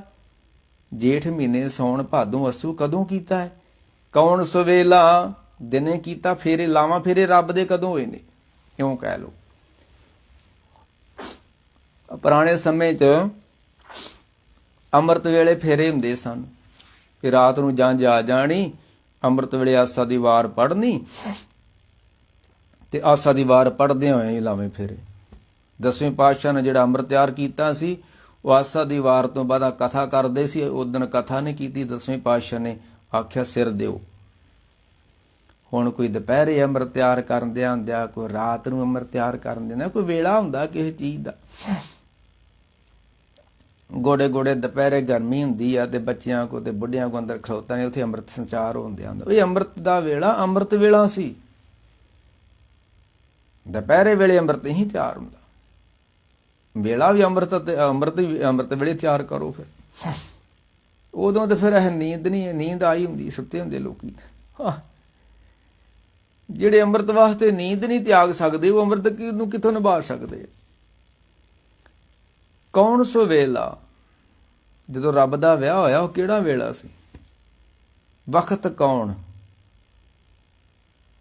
ਉਹ ਕਿਹੜੇ ਵਕਤ ਹੋਇਆ? ਅੰਮ੍ਰਿਤ ਵੇਲੇ ਹੋਇਆ, ਦੁਪਹਿਰੇ ਰੱਬ ਦਾ ਨਿਕਾਹ ਹੋਇਆ ਕਿ ਸ਼ਾਮੀ ਹੋਇਆ? ਮੈਂ ਕਹਿ ਰਿਹਾ ਸੀ ਪੁਰਾਣੇ ਬਜ਼ੁਰਗ ਸਾਡੇ ਜਿਹੜੇ ਸੀ ਉਹ ਰਾਤ ਨੂੰ ਜੰਝ ਆਉਂਦੀ ਅੰਮ੍ਰਿਤ ਵੇਲੇ ਆਸਾ ਦੀ ਵਾਰ ਪੜ੍ਹ ਕੇ ਤੇ ਲਾਵਾਂ ਫੇਰੇ ਕਰਦੇ, ਜਿਹੜੀ ਪੁਰਾਤਨ ਮਰਜ਼ਾਦਾ ਸੀ ਸਾਡੀ। ਫਿਰ 10 ਵਜੇ ਉਹ ਲਾਪੇ, 10 ਵਜੇ ਜੰਝ ਆ ਜਾਂਦੀ ਸੀ। ਫਿਰ 12 ਵਜੇ ਤੋਂ ਪਹਿਲਾਂ ਪਹਿਲਾਂ ਹੁਣ ਕੋਈ 3 ਵਜੇ ਕਰਾਉਂਦੇ ਹੁੰਦੇ ਆ ਫੇਰੇ ਕੁਛ ਚਾਰ, ਤੇ ਭਾਈ ਵਿਚਾਰੇ 10 ਵਜੇ ਗੁਰਦੁਆਰੇ ਬੰਨ੍ਹ ਦਿੰਦੇ ਨੇ, ਲਾਵਾਂ ਫੇਰੇ ਹੋਣੇ ਨੇ। ਰੱਬ ਖੈਰ ਕਰੇ। ਕੌਣ ਸੋ ਵੇਲਾ, ਇਹ ਜਦੋਂ ਰੱਬ ਨੇ ਵਿਆਹ ਕਰਕੇ ਧਰਤੀ ਰਚੀ, ਉਹ ਵੇਲਾ ਕਿਹੜਾ ਸੀ? ਅੰਮ੍ਰਿਤ ਵੇਲਾ ਸੀ, ਦੁਪਹਿਰ ਵੇਲਾ ਸੀ ਕਿ ਸ਼ਾਮਾਂ ਦਾ ਵੇਲਾ ਸੀ? ਵਕਤ ਕੌਣ, ਉਹ ਕਿਹੜਾ ਟਾਈਮ ਸੀ? 10 ਵਜੇ ਸੀ, 12 ਵਜੇ ਸੀ, 3 ਵਜੇ? ਕਦੋਂ ਰੱਬ ਦਾ ਵਿਆਹ ਹੋਇਆ? ਕੌਣ ਸੋ ਵੇਲਾ। ਆਪਾਂ ਜਪਜੀ ਸਾਹਿਬ ਜੀ ਬਹੁਤਾ ਰਹਿਣਾ। ਵਕਤ ਕੌਣ, ਕੌਣ ਥਿੱਤ? 15 ਥਿੱਤਾਂ ਨੇ, ਉਹਨਾਂ ਥਿੱਤਾਂ ਵਿੱਚੋਂ ਕਿਹੜੀ ਥਿੱਤ ਸੀ ਜਦੋਂ ਰੱਬ ਦਾ ਵਿਆਹ ਹੋਇਆ? ਕੌਣ ਸੇ ਰੁੱਤੀ, ਉਹ ਰੁੱਤ ਕਿਹੜੀ ਸੀ? ਗਰਮੀ ਸੀ, ਸਰਦੀ ਸੀ, ਪਤਝੜ ਸੀ, ਬਸੰਤ ਬਹਾਰ ਸੀ, ਸਾਵਣ ਸੀ, ਭਾਦੋਂ ਸੀ? ਕਿਹੜੀ ਰੁੱਤ ਸੀ? ਕੌਣ ਸੇ ਰੁੱਤੀ, ਇਹਨੂੰ ਇਕੱਠਾ ਹੀ ਪੜ੍ਹੀ ਜਾਂਦੇ। ਕੌਣ ਸੇ ਰੁੱਤੀ, ਕੌਣ ਸੇ ਰੁੱਤੀ ਨਹੀਂ ਹੈ, ਕੌਣ ਸੇ ਰੁੱਤੀ, ਉਹ ਕਿਹੜੀ ਰੁੱਤ ਸੀ? ਜਿਤ ਹੋ ਆਇਆ ਕਾਰ, ਜਦੋਂ ਇਹ ਸੰਸਾਰ ਬਣਿਆ ਉਹ ਕਿਹੜਾ ਸਮਾਂ ਸੀ? ਕਈ ਗਿਆਨੀ ਕਹਿ ਦਿੰਦੇ ਕਿ ਪਹਿਲੋਂ ਅਰਬਦ ਨਰਬਦ ਧੁੰਦੂ ਕਾਰਾ, ਧਰਨਾ ਗਗਨਾ ਹੁਕਮ ਪਾਰਾ, ਨਾ ਦਿਨ ਚਾਂਦਨ ਸੂਰਜ ਸੁਨ ਸਮਾਧ ਲਗਾਏ, ਖਾਣੀ ਨਾ ਬਾਣੀ ਨਾ ਪਾਉਣ ਨਾ ਪਾਣੀ ਕੱਖ ਵੀ ਨਹੀਂ। ਜਿੱਦਾਂ ਕਹਿੰਦੇ ਸਵਾਲ ਕੀਤਾ ਹੈ, ਇਹ ਪੰਜਵਾਂ ਤੱਤ ਕਿੱਥੇ ਰਹਿੰਦਾ ਹੈ? 4 ਤੱਤ ਤੇ ਦਿਖਦੇ ਨੇ, ਆਕਾਸ਼ ਤੱਤ ਸਾਡੇ ਸਰੀਰ ਵਿੱਚ ਕਿੱਥੇ ਆ? ਪਹਿਲੋਂ ਆਕਾਸ਼ ਹੀ ਬਣਿਆ। ਆਕਾਸ਼ ਮੈਨੇ ਖਾਲੀ ਜਗ੍ਹਾ ਬਣਾਈ ਰੱਬ ਨੇ, ਜਿੱਥੇ ਰਚਨਾ ਰਚਣੀ ਸੀ, ਤਾਂ ਹੀ ਸਭ ਕੁਝ ਬਣਿਆ। ਜਗ੍ਹਾ ਹੋਊ ਤੇ ਗੱਡੀ ਭਜਾਓਗੇ, ਉਹ ਜਿੱਥੇ ਗੱਡੀ ਭੱਜ ਰਹੀ ਉਹ ਪੰਜਵਾਂ ਤੱਤ ਆ। ਆਕਾਸ਼ ਮੈਨੇ ਖਾਲੀ ਜਗ੍ਹਾ, ਸਪੇਸ। ਆਕਾਸ਼ ਦਾ ਮਤਲਬ ਨਹੀਂ ਕਿ ਉੱਪਰ ਕੋਈ ਜਗ੍ਹਾ, ਉਹਨੂੰ ਆਕਾਸ਼ ਕਹਿੰਦੇ ਨੇ। ਅੱਜ ਜਿੱਥੇ ਮੈਂ ਬੈਠਾ ਤੇ ਹੱਥ ਮੇਰਾ ਚੱਲ ਰਿਹਾ ਹੈ ਨਾ, ਇਹ ਆਕਾਸ਼ ਵਿੱਚ ਚੱਲ ਰਿਹਾ, ਇਹਨੂੰ ਪੰਜਵਾਂ ਤੱਤ ਕਹਿੰਦੇ ਆ। ਮਾਰ ਕਹਿੰਦੇ ਏਕਾ ਮਾਈ, ਜਦੋਂ ਰੱਬ ਨੇ ਸੋਚਿਆ ਕਿ ਮੈਂ ਰਚਨਾ ਰਚਾਂ, ਸ੍ਰਿਸ਼ਟੀ ਬਣਾਵਾਂ, ਤੇ ਸ੍ਰਿਸ਼ਟੀ ਰੱਬ ਕਿਵੇਂ ਬਣਾ ਲਊਗਾ? ਮਾਂ ਦੇ ਉਦਰ ਤੋਂ ਬਿਨਾਂ ਬੱਚਾ ਕਿਵੇਂ ਪੈਦਾ ਹੋ ਜਾਊਗਾ? ਪਸ਼ੂ ਜਿਹੜੇ ਨੇ ਉਹ ਮਾਂ ਦੇ ਪੇਟ 'ਚ ਪੈਦਾ ਹੁੰਦੇ ਨੇ, ਪੰਛੀ ਜਿਹੜੇ ਨੇ ਉਹ ਆਂਡਿਆਂ 'ਚ ਪੈਦਾ ਹੁੰਦੇ ਨੇ। ਅੰਡਜ ਜੇਰਜ ਸੇਤਜ ਉਤਪੁਜ, ਚਾਰ ਜਗ੍ਹਾ ਤੇ ਰੱਬ ਨੇ ਜੀਵ ਪੈਦਾ ਕਰਨ ਦੇ 4 ਸਟੋਰ ਬਣਾਏ ਨੇ। ਇੱਕ ਤੇ ਸੌਣ ਭਾਦੋਂ 'ਚ ਆਪਣੇ ਆਪ ਹੀ ਖੁੰਬਾਂ, ਕੀੜੇ ਮਕੌੜੇ, ਉਰਲ ਪਤੰਗ, ਇਹ ਆਪਣੇ ਆਪ ਪੈਦਾ ਹੋ ਜਾਂਦੇ ਨੇ। ਆ ਤੁਸੀਂ ਤਿਤਲੀ ਵੇਖੀ ਆ ਨਾ, ਜਿਹੜੀ ਬੜੇ ਰੰਗਾਂ ਦੀ ਹੁੰਦੀ ਤਿਤਲੀ, ਇਹਦੀ ਕੋਈ ਮਾਂ ਨਹੀਂ ਹੈ, ਇਹਦਾ ਕੋਈ ਪਿਓ ਨਹੀਂ ਹੈ।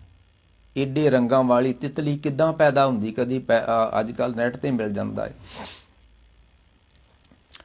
ਹੁਣ ਜਿਹੜੇ ਕੀੜੇ ਸੁੰਡੇ ਜਿਹੜੇ ਸਾਡੇ ਹੁਣ ਸਰੋਂ ਨੂੰ ਖਾਣੇ ਨੇ, ਸਟਾਲੇ ਨੂੰ ਖਾਣ ਵਾਲੇ ਨੇ ਨਾ ਜਿਹੜੇ ਸੁੰਡੇ, ਇਹ ਸੁੰਡੇ ਮੁੜ ਕੇ ਕੰਧ ਤੇ ਚੜ ਜਾਂਦਾ ਸੁੰਡਾ, ਤੇ ਉਹ ਸੁੰਡੇ ਦਿਵਾਲੇ ਨਾ ਕੁਦਰਤੀ ਰੱਬ ਵੱਲੋਂ ਹੀ ਉਹਦੇ ਉੱਤੇ ਜਾਲਾ ਜਿਹਾ ਵੱਜ ਜਾਂਦਾ। ਉਹ ਸੁੰਡਾ ਜਾਲੇ 'ਚ ਕੁਛ ਦਿਨ ਰਹਿੰਦਾ ਤੇ ਉਹ ਬਦਲਦਾ ਜਾਂਦਾ, ਦਿਨੋਂ ਦਿਨ ਬਦਲ ਜਾਂਦਾ, ਤੇ ਉਹਦੇ ਅੰਦਰੋਂ ਹੀ ਤਿਤਲੀ ਪੈਦਾ ਹੋ ਜਾਂਦੀ ਹੈ। ਤਿਤਲੀ ਮਾਂ ਦੇ ਪੇਟ 'ਚੋਂ ਨਹੀਂ ਪੈਦਾ ਹੁੰਦੀ ਨਾ, ਤਿਤਲੀ ਦੀ ਕੋਈ ਮਾਂ ਨਹੀਂ ਹੈ। ਉਹ ਸੁੰਡਾ ਜਦੋਂ ਕੰਧ ਤੇ ਚੜ੍ਹਦਾ, ਤੁਸੀਂ ਅਗਲੇ ਮਹੀਨੇ ਵੇਖਿਓ ਸੁੰਡੇ ਕੰਧਾਂ ਤੇ ਚੜ੍ਹੇ ਹੁੰਦੇ ਆ। ਉਹ ਸੁੰਡੇ ਦਿਵਾਲੇ ਰੱਬ ਨੇ ਕੁਦਰਤੀ ਜਾਲਾ ਵੱਜ ਜਾਣਾ, ਤੇ ਉਹਨੇ ਸੁੰਡੇ ਨੇ ਜਾਲੇ 'ਚ ਫਸ ਜਾਣਾ, ਤੇ ਉਹ ਸੁੰਡਾ ਹੀ ਸਮੇਂ ਦੇ ਨਾਲ ਤਿਤਲੀ ਬਣ ਜਾਂਦਾ ਹੈ। ਦੇਖੋ ਰੱਬ ਦੀ ਕੈਸੀ ਰਚਨਾ ਹੈ। ਖੈਰ, ਇੱਕ ਤੇ ਜਿਹੜੇ ਨੇ ਮਾਤਾ ਦੇ ਪੇਟ ਦੇ ਅੰਦਰ ਬਣਦੇ ਨੇ ਪਸ਼ੂ ਸਾਰੇ ਜਿਹੜੇ ਨੇ ਨਾ, ਉਹ ਮਾਤਾ ਦੇ ਪੇਟ 'ਚ ਬਣਦੇ ਨੇ, ਆਪਾਂ ਵੀ ਮਾਤਾ ਦੇ ਪੇਟ 'ਚ ਹੀ ਬਣੇ ਆ। ਜਿਹੜੇ ਦੋ ਪੈਰਾਂ ਵਾਲੇ ਪੰਛੀ ਨੇ, ਚਿੜੀਆਂ, ਕਾਂ, ਘੁੱਗੀਆਂ, ਗਟਾਰਾਂ, ਮੋਰ, ਜੋ ਵੀ ਨੇ, ਇਹ ਸਾਰੇ ਆਂਡਿਆਂ 'ਚੋਂ ਪੈਦਾ ਹੁੰਦੇ ਨੇ। ਇਹ ਮਾਂ ਦੇ ਪੇਟ 'ਚੋਂ ਨਹੀਂ ਪੈਦਾ ਹੁੰਦੇ, ਇਹ ਆਂਡਿਆਂ 'ਚੋਂ ਪੈਦਾ ਹੁੰਦੇ ਨੇ।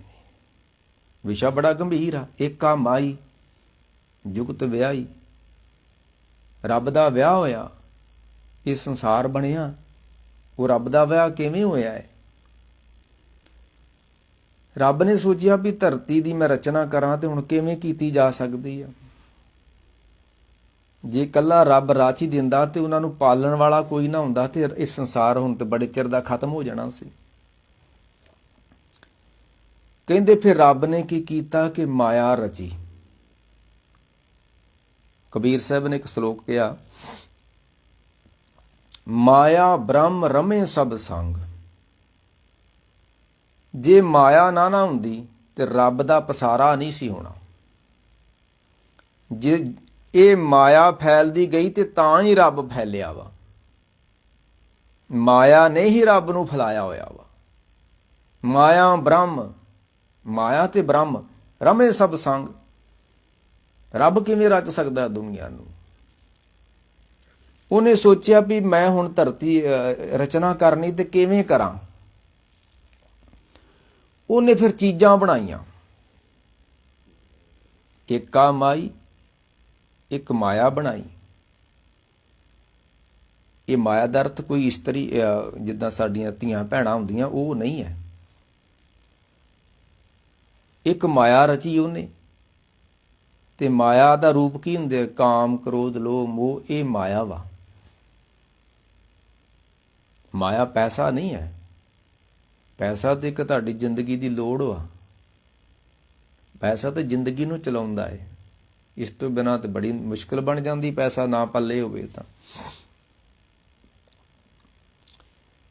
ਉਹ ਫਿਰ ਰੱਬ ਨੇ ਸੋਚਿਆ ਵੀ ਮੈਂ ਸ੍ਰਿਸ਼ਟੀ ਦੀ ਰਚਨਾ ਰਚਣੀ ਆ ਤੇ ਕਿਵੇਂ ਰਚਾਂ। ਉਹਨੇ ਚੀਜ਼ਾਂ ਬਣਾਈਆਂ। ਪਹਿਲੋਂ ਕਾਮ ਬਣਾਇਆ। ਇਹ ਕੀੜੀ ਤੋਂ ਲੈ ਕੇ ਹਾਥੀ ਤੱਕ ਸਾਰਿਆਂ ਅੰਦਰ ਵਾ। ਕੀੜੀ ਵੀ ਸੰਭੋਗ ਕਰਦੀ ਹੈ, ਉਹ ਵੀ ਕੀੜੀ ਵੀ ਸੰਬੰਧ ਬਣਾਉਂਦੀ ਹੈ। ਹਾਲਾਂਕਿ ਤੁਸੀਂ ਆਹ ਵੇਖੋ, ਜਿਹੜੀ ਸਾਡੀ ਕਣਕ ਵਾ, ਝੋਨਾ ਵਾ, ਮੱਕੀ ਆ, ਇਹ ਵੀ ਆਪਸ ਵਿੱਚ ਦੋ ਚੀਜ਼ਾਂ ਰਲਦੀਆਂ ਤੇ ਫਿਰ ਗਾਂ ਬੂਟਾ ਪੈਦਾ ਹੁੰਦਾ ਹੈ। ਤੁਸੀਂ ਇੱਕ ਬੂਟਾ ਲਾ ਦਿਓ ਪਪੀਤਿਆਂ ਦਾ, ਉਹਨੂੰ ਪਪੀਤੇ ਨਹੀਂ ਲੱਗਣਗੇ ਕਿਉਂਕਿ ਉਹ ਮਰਦ ਵਾ। ਉਹਦੇ ਲਾਗੇ ਇੱਕ ਹੋਰ ਬੂਟਾ ਲਾਓ, ਇਸਤਰੀ ਹੋਣਾ ਵਾ। 5-7 ਬੂਟਿਆਂ ਪਿੱਛੇ ਇੱਕ ਬੂਟਾ ਹੋਊਗਾ ਪਪੀਤੇ ਦਾ, ਜਿਹਨੂੰ ਪਪੀਤੇ ਨਹੀਂ ਲੱਗਣਗੇ। ਉਹ ਮਰਦ ਵਾ, ਜਿਹਨੂੰ ਨਹੀਂ ਲੱਗਦੇ ਉਹ ਨਰ ਵਾ। ਦੂਸਰੇ ਮਾਦਾ ਵਾ, ਜਿਹਨੂੰ ਪਪੀਤੇ ਲੱਗਦੇ ਨੇ। ਦੋ ਚੀਜ਼ਾਂ ਰਲਦੀਆਂ ਨੇ ਤੇ ਫਿਰ ਦੋ ਮਿਲਕਾਰ ਜੋ ਉਪਜੇ ਰਾਮ ਨਾਮ ਸੰਜੋਗ। ਗੁਰੂ ਤੇ ਚੇਲਾ ਮਿਲੇ ਤੇ ਤਾਂ ਰੱਬ ਪੈਦਾ ਹੁੰਦਾ ਹੈ ਅੰਦਰ। ਮਾਇਆ ਤੇ ਬ੍ਰਹਮ ਰਲੇ ਤਾਂ ਸੰਸਾਰ ਰਚਿਆ ਜਾ ਸਕਦਾ ਹੈ। ਵੈਸੇ ਸੰਸਾਰ ਨਹੀਂ, ਪਰਮੇਸ਼ਰ ਕਿਵੇਂ ਰਚ ਲੈਂਦਾ ਸੰਸਾਰ? ਕਹਿੰਦੇ ਉਹਨੇ ਫਿਰ ਚੀਜ਼ਾਂ ਬਣਾਈਆਂ ਰੱਬ ਨੇ। ਕਾਮ, ਕ੍ਰੋਧ, ਕਾਮ ਬਣਾਇਆ, ਮੋਹ ਬਣਾਇਆ। 3 ਚੇਲੇ, ਹੁਣ 3 ਚੇਲੇ ਕਹਿਤਾ ਉਹਨੇ, ਆਪਣੇ 3 ਚੇਲੇ ਪੈਦਾ ਕੀਤੇ। ਇੱਕ ਸੰਸਾਰੀ। ਸੰਸਾਰ ਕਿੱਥੋਂ ਪੁੱਜਦਾ ਹੈ? ਵਾਸ਼ਨਾ ਤੋਂ, ਬਿੰਦ ਤੋਂ।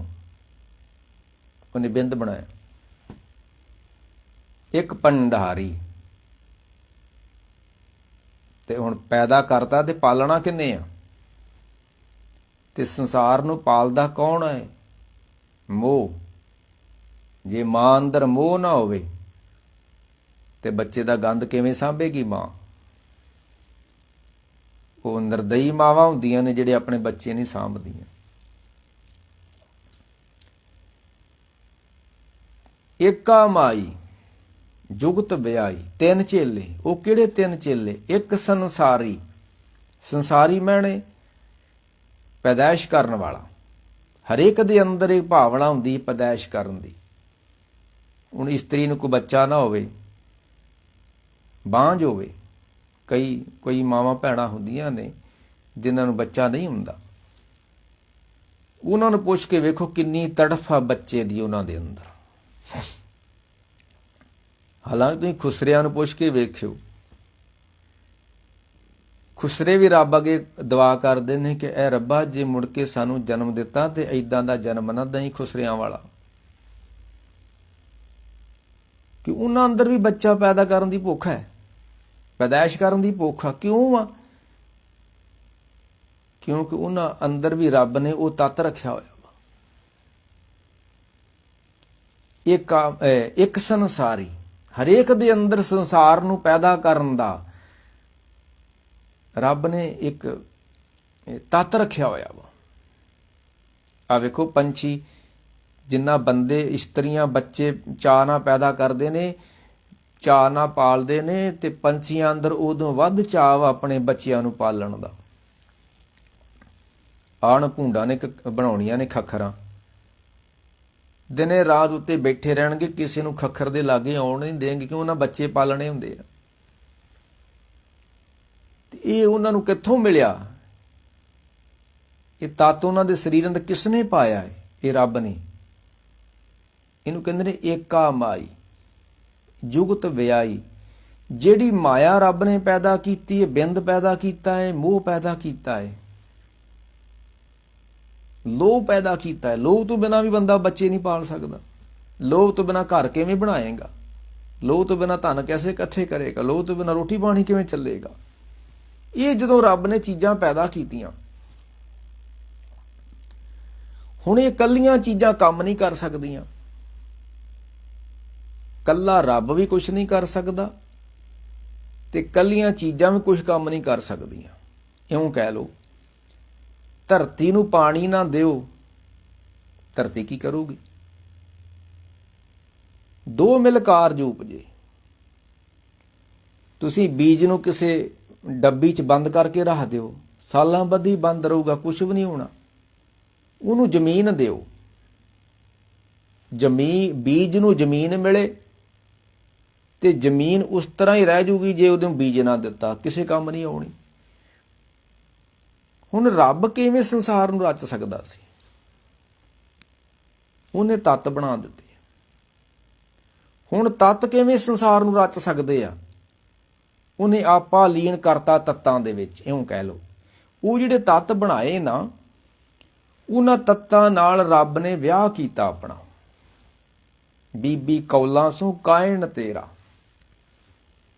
ਇਹ ਬੜੀ ਡੂੰਘੀ ਗੱਲ ਹੈ। ਇੱਦਾਂ ਦੀ ਵਿਆਖਿਆ ਬੜੀ ਮੁਸ਼ਕਿਲ ਹੁੰਦੀ ਹੈ। ਉਹ ਜਿਹੜੇ ਤੱਤ ਬਣਾਏ ਰੱਬ ਨੇ, ਉਹਨਾਂ ਦੇ ਨਾਲ ਰੱਬ ਨੇ ਆਪਣਾ ਵਿਆਹ ਕੀਤਾ। ਤੇ ਵਿਆਹ ਦਾ ਮਤਲਬ ਹੁੰਦਾ ਵੀ ਦੋ ਚੀਜ਼ਾਂ ਇੱਕ ਹੋ ਜਾਣ। ਗੁਰਮੁਖ ਹੋਏ ਵਿਆਹੀਏ। ਜਦੋਂ ਗੁਰੂ ਤੇ ਚੇਲਾ ਅੰਦਰੋਂ ਇੱਕ ਹੋ ਜਾਣ, ਉਹਨੂੰ ਕਹਿੰਦੇ ਨੇ ਚੇਲੇ ਦਾ ਵਿਆਹ ਹੋ ਗਿਆ ਗੁਰੂ ਦੇ ਨਾਲ। ਜਦੋਂ ਮਰਦ ਤੇ ਇਸਤਰੀ ਆਪਸ ਵਿੱਚ ਇੱਕ ਹੋ ਜਾਣ, ਉਹਨੂੰ ਕਹਿੰਦੇ ਵਿਆਹ ਹੋ ਗਿਆ। ਦੋ ਪਰਿਵਾਰ ਇੱਕ ਹੋ ਜਾਣ, ਦੋ ਸਰੀਰ ਇੱਕ ਹੋ ਜਾਣ। ਵਿਆਹ ਦਾ ਮਤਲਬ ਹੈ ਮਿਲਣਾ, ਇੱਕ ਹੋ ਜਾਣਾ, ਦੋ ਤੋਂ ਇੱਕ ਹੋ ਜਾਣਾ। ਧਨ ਫਿਰ ਇਹ ਨਾ ਆਖੀਏ ਬਹਿਨ ਇਕੱਠੇ ਹੋਏ, ਏਕ ਜੋਤ ਦੋਏ ਮੂਰਤੀ। ਮੂਰਤੀਆਂ ਦੋ ਹੋ ਜਾਣ, ਅੰਦਰੋਂ ਇੱਕ ਹੋ ਜਾਣ, ਕਹਿੰਦੇ ਵਿਆਹ ਹੋ ਗਿਆ। ਰੱਬ ਨੇ ਜਦੋਂ ਇਹ ਤੱਤ ਰਚੇ ਤੇ ਰੱਬ ਨੇ ਇਹਨਾਂ ਦੇ ਨਾਲ ਆਪਣਾ ਵਿਆਹ ਕੀਤਾ। ਜੁਗਤ ਵਿਆਹੀ। ਉਹਨੇ ਬੜੀ ਜੁਗਤੀ ਨਾਲ ਵਿਆਹ ਕੀਤਾ, ਕਿਸੇ ਨੂੰ ਪਤਾ ਨਹੀਂ ਲੱਗਾ ਵੀ ਰੱਬ ਨੇ ਵਿਆਹ ਕਰਾ ਲਿਆ। ਕਈਆਂ ਨੂੰ ਗੁਪਤ ਜਿਹਾ ਵਿਆਹ ਕਰਾਉਣਾ ਪੈਂਦਾ ਦਾ ਵੀ ਲੋਕਾਂ ਨੂੰ ਪਤਾ ਨਾ ਲੱਗ ਜੇ। ਰੱਬ ਨੇ ਗੁਪਤ ਜਿਹਾ ਵਿਆਹ ਕਰ ਲਿਆ, ਲੋਕਾਂ ਨੂੰ ਪਤਾ ਨਹੀਂ ਲੱਗਾ ਵੀ ਰੱਬ ਦਾ ਵਿਆਹ ਹੋਇਆ ਵਾ। ਇਹ ਤਾਂ ਕਬੀਰ ਸਾਹਿਬ ਨੇ ਆਖਿਆ ਉਹਦਾ ਵਿਆਹ ਹੋਇਆ ਜੇ। ਸਾਹਣ ਸਤ ਕਰੇ ਜੀ ਆਪਣੇ, ਸੋ ਰਮਈਏ ਕੋ ਮਿਲੇ ਨਾ ਸੁਪਨੇ। ਕਹਿਣ ਲੱਗੀ ਆ ਜਿਹੜਾ ਸੰਸਾਰ ਵਾ ਨਾ, ਇਹ ਰੱਬ ਦੀ ਘਰ ਵਾਲੀ ਆ ਸਾਰੀ।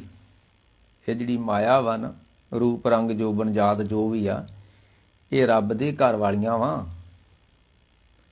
ਤੇ ਜੇ ਤੁਸੀਂ ਇਹਦੇ ਨਾਲ ਚਿੱਤ ਲਾ ਲਿਆ ਨਾ, ਇਸਤਰੀ ਨਾ, ਮਾਇਆ ਨਾ, ਤੇ ਰੱਬ ਨੇ ਰੁੱਸ ਜਾਣਾ। ਉਹਨੇ ਆਖਣਾ ਮੇਰੀ ਘਰ ਵਾਲੀ ਨਾਲ ਇੰਨੇ ਚਿੱਤ ਕਿਉਂ ਲਾਇਆ ਵਾ? ਇਸਤਰੀ ਤਜ ਕਰ ਕਾਮ ਵਿਆਪਿਆ, ਚਿੱਤ ਲਾਇਆ ਪਰ ਨਾਰੀ। ਮਾਇਆ ਮੇਰੀ ਸੀ, ਘਰ ਵਾਲੀ ਮੇਰੀ ਸੀ, ਤੇ ਚਿੱਤ ਦੂਜੇ ਨੇ ਕਿਉਂ ਲਾ ਲਿਆ? ਤੇ ਜਿਸ ਬੰਦੇ ਨੇ ਮੇਰੀ ਘਰ ਵਾਲੀ ਨਾਲ ਚਿੱਤ ਲਾ ਲਿਆ ਨਾ, ਤੇ ਮੈਂ ਉਹਦੇ ਨਾਲ ਨਫ਼ਰਤ ਕਰਨੀ ਹੈ। ਇਹ ਤਾਂ ਸਿੱਧੀ ਜੀ ਗੱਲ ਹੈ। ਕਬੀਰ ਸਾਹਿਬ ਕਹਿੰਦੇ ਸੰਸਾਰ ਨਾਲ ਚਿੱਤ ਨਾ ਲਾਇਓ, ਮਾਇਆ ਨਾਲ ਚਿੱਤ ਨਾ ਲਾਇਓ। ਇਹ ਮਾਇਆ ਰੱਬ ਦੇ ਘਰ ਵਾਲੀ ਆ, ਤੇ ਜਿੱਦਣ ਤੁਸੀਂ ਮਾਇਆ ਨਾਲ ਚਿੱਤ ਲਾ ਲਿਆ, ਰੱਬ ਨੇ ਬੜੀ ਨਫ਼ਰਤ ਕਰਨੀ ਜੇ। ਉੱਦਾਂ ਤਾਂ ਕਹਿੰਦੇ ਰੱਬ ਅੰਦਰ ਨਫ਼ਰਤ ਨਹੀਂ ਹੈਗੀ, ਉਹ ਕਰਦਾ ਵਾ ਨਫ਼ਰਤ। ਉਦੋਂ ਕਰਦਾ ਵਾ ਜਦੋਂ ਤੁਸੀਂ ਉਹਦੀ ਘਰ ਵਾਲੀ ਨਾਲ ਚਿੱਤ ਲਾਉਂਦੇ ਹੋ, ਤੇ ਜਦੋਂ ਉਹਨੂੰ ਧਿਆਉਂਦੇ ਹੋ ਫਿਰ ਪਿਆਰ ਕਰਦਾ। ਇਹ ਸਿੱਧੀ ਜੀ ਗੱਲ ਹੈ, ਕੋਈ ਲੰਮੀ ਚੌੜੀ ਵਿਆਖਿਆ ਵੀ ਨਹੀਂ ਹੈ। ਕਿ ਜਦੋਂ ਤੁਸੀਂ ਰੱਬ ਨੂੰ ਗਾਉਂਦੇ ਹੋ, ਫਿਰ ਤੁਹਾਨੂੰ ਅੰਮ੍ਰਿਤ ਵੇਲਾ ਸੱਚ ਨਾਮ ਵਡਿਆਈ ਵਿਚਾਰ ਕਰਦੇ ਹੋ, ਤੇ ਫਿਰ ਖੁਸ਼ ਹੁੰਦਾ ਹੈ। ਤੇ ਜਦੋਂ ਉਹਦੀ ਘਰ ਦੀ ਨਾ ਤੁਸੀਂ ਆਪਣੇ ਪਿਆਰ ਪਾ ਲੈਂਦੇ ਹੋ, ਚਿੱਤ ਲਾਉਂਦੇ ਹੋ, ਉਹ ਨਫ਼ਰਤ ਕਰਦਾ ਕਿ ਮੇਰੀ ਘਰ ਵਾਲੀ ਨਾਲ ਹੀ ਨਫ਼ਰਤ ਪਿਆਰ ਪਾ ਕੇ ਬਹਿ ਗਿਆ, ਇਹ ਤਾਂ ਮੇਰੀ ਘਰ ਵਾਲੀ ਸੀ। ਸਾਹਣ ਇਹ ਉਹ ਰੱਬ ਸ਼ਾਹ ਵਾ, ਤੇ ਮਾਇਆ ਉਹਦੇ ਘਰ ਵਾਲੀ ਸ਼ਾਹਣੀ ਆ। ਕਬੀਰ ਸਾਹਿਬ ਦਾ ਬਚਨ ਹੈ, ਜੇ ਨਾ ਹੁੰਦਾ ਤਾਂ ਮੈਂ ਇੰਨੀ ਗੱਲ ਕਹਿ ਵੀ ਨਹੀਂ ਸੀ ਸਕਦਾ। ਅੱਜ ਕੱਲ੍ਹ ਦੁਨੀਆ ਬੜੀ ਤਾਰਕ, ਦੁਨੀਆ ਮਿੰਟੋ ਮਿੰਟੀ ਫੜ ਲੈਂਦੀ ਬੰਦੇ ਨੂੰ। ਸਾਹਣ ਸਤ ਕਹੇ ਜੀ ਕਰੇ ਜੀ ਆਪਣੇ, ਸੋ ਰੰਬਈਏ ਕੋ ਮਿਲੇ ਨਾ ਸੁਪਨੇ। ਕਹਿੰਦੇ ਤੂੰ ਮਾਇਆ ਨਾਲ ਪਿਆਰ ਪਾ ਲਿਆ, ਤੈਨੂੰ ਰੱਬ ਦਾ ਸੁਪਨਾ ਨਹੀਂ ਆਉਣਾ। ਕਿਉਂ? ਰੱਬ ਨੇ ਤੇਰੇ ਨਾਲ ਨਫ਼ਰਤ ਪਾ ਲਈ ਹੈ। ਤੇ ਮਾਨੇ ਕਹਿੰਦੇ ਏਕਾ ਮਾਈ, ਉਹ ਜਿਹੜੀ ਮਾਇਆ ਪੈਦਾ ਕੀਤੀ ਰੱਬ ਨੇ, ਜੁਗਤ ਵਿਆਹੀ, ਉਹਨੂੰ ਆਪਣੇ ਨਾਲ ਉਹਨੇ ਵਿਆਹ ਕੀਤਾ ਉਹਦਾ, ਤੇ ਬੜੀ ਜੁਗਤੀ ਨਾਲ ਕੀਤਾ ਹੈ। ਕਿੱਦਾਂ ਕੀਤਾ ਕਿਸੇ ਨੂੰ ਪਤਾ ਹੀ ਨਹੀਂ ਲੱਗਾ। ਸੰਸਾਰ ਵਿੱਚ ਉਹ ਰਮਿਆ ਹੋਇਆ ਵਾ। ਤਾਂਹੀਓ ਕਹਿੰਦੇ ਨਾ ਵੀ ਭਗਤ ਕਹਿੰਦੇ ਨੇ ਕਿ ਸਭ ਗੋਬਿੰਦ ਹੈ। ਇਹਦਾ ਮਤਲਬ ਕੁੱਤਿਆਂ ਵਿੱਚ ਵੀ ਗੋਬਿੰਦ ਹੈ, ਕੁੱਤਾ ਵੀ ਗੋਬਿੰਦ ਹੈ, ਗਧਿਆਂ ਵਿੱਚ ਵੀ ਗੋਬਿੰਦ ਹੈ, ਚੋਰਾਂ ਵਿੱਚ ਵੀ ਗੋਬਿੰਦ ਹੈ, ਬਦਮਾਸ਼ਾਂ ਵਿੱਚ ਵੀ ਗੋਬਿੰਦ ਹੈ। ਜਦੋਂ ਸਭ ਕਹਿ ਦਿੱਤਾ ਜੇਤਾ ਕੀਤਾ ਤੇਤਾ ਨਾਉ, ਇਸ ਦਾ ਮਤਲਬ ਸਾਰਿਆਂ 'ਚ ਹੀ ਆਉ, ਸਭ ਗੋਬਿੰਦ ਹੈ। ਉਹਨੇ ਇਸ ਜੁਗਤੀ ਨਾਲ ਵਿਆਹ ਕੀਤਾ ਕਿ ਲੋਕਾਂ ਨੂੰ ਪਤਾ ਨਹੀਂ ਲੱਗਾ। ਤੇ ਜਦੋਂ ਭਗਤ ਕਹਿੰਦੇ ਨੇ ਸਾਰਿਆਂ 'ਚ ਉਹੀ ਆ, ਕੁੱਤਿਆਂ ਵਿੱਚ ਵੀ ਉਹੀ ਆ, ਗਧਿਆਂ ਵਿੱਚ ਵੀ ਉਹੀ ਆ, ਲੋਕੀ ਸ਼ੱਕ ਕਰਦੇ ਆ। ਉਹ ਗਧਿਆਂ 'ਚ ਹੋ ਨਹੀਂ ਸਕਦਾ, ਉਹ ਕੁੱਤਿਆਂ 'ਚ ਹੋ ਨਹੀਂ ਸਕਦਾ। ਗੁਰੂ ਨਾਨਕ ਸਾਹਿਬ ਜੁਗਤ ਵਿਆਹੀ, ਉਹਨੇ ਜੁਗਤੀ ਨਾਲ ਵਿਆਹ ਕੀਤਾ, ਤੁਹਾਨੂੰ ਪਤਾ ਹੀ ਨਹੀਂ ਲੱਗਾ। ਉਹਨੇ ਤੱਤਾਂ ਦੇ ਨਾਲ ਇਸ ਤਰ੍ਹਾਂ, ਤੱਤਾਂ ਨੂੰ ਆਪਣੇ ਵਿੱਚ ਇਸ ਤਰ੍ਹਾਂ ਮਿਲਾਇਆ, ਜਾਂ ਇਉਂ ਕਹਿ ਲਓ ਕਿ ਉਹਨੇ ਤੱਤਾਂ ਵਿੱਚ ਆਪਣੇ ਆਪ ਨੂੰ ਇਸ ਤਰ੍ਹਾਂ ਮਿਲਾਇਆ ਕਿ ਕਿਸੇ ਨੂੰ ਪਤਾ ਹੀ ਨਹੀਂ ਲੱਗਾ। ਏਕਾ ਮਾਈ ਜੁਗਤ ਵਿਆਹੀ, ਉਹਨੇ ਜੁਗਤੀ ਨਾਲ ਵਿਆਹ ਕੀਤਾ ਹੈ। ਤੇ ਕਾਮ ਤੋਂ ਬਿਨਾਂ ਉਤਪਤੀ ਹੋ ਨਹੀਂ ਸਕਦੀ ਸੀ। ਰੱਬ ਉਤਪਤੀ ਕਿਵੇਂ ਕਰ ਲੂਗਾ? ਫਿਰ ਮੈਂ ਉੱਥੋਂ ਕਹਿ ਦਿਆਂ ਜਿੱਥੋਂ ਗੱਲ ਆਰੰਭ ਕੀਤੀ ਸੀ, ਟਾਈਮ ਹੋਣ ਵਾਲਾ ਹੋ ਹੀ ਗਿਆ। ਬਲਦਾ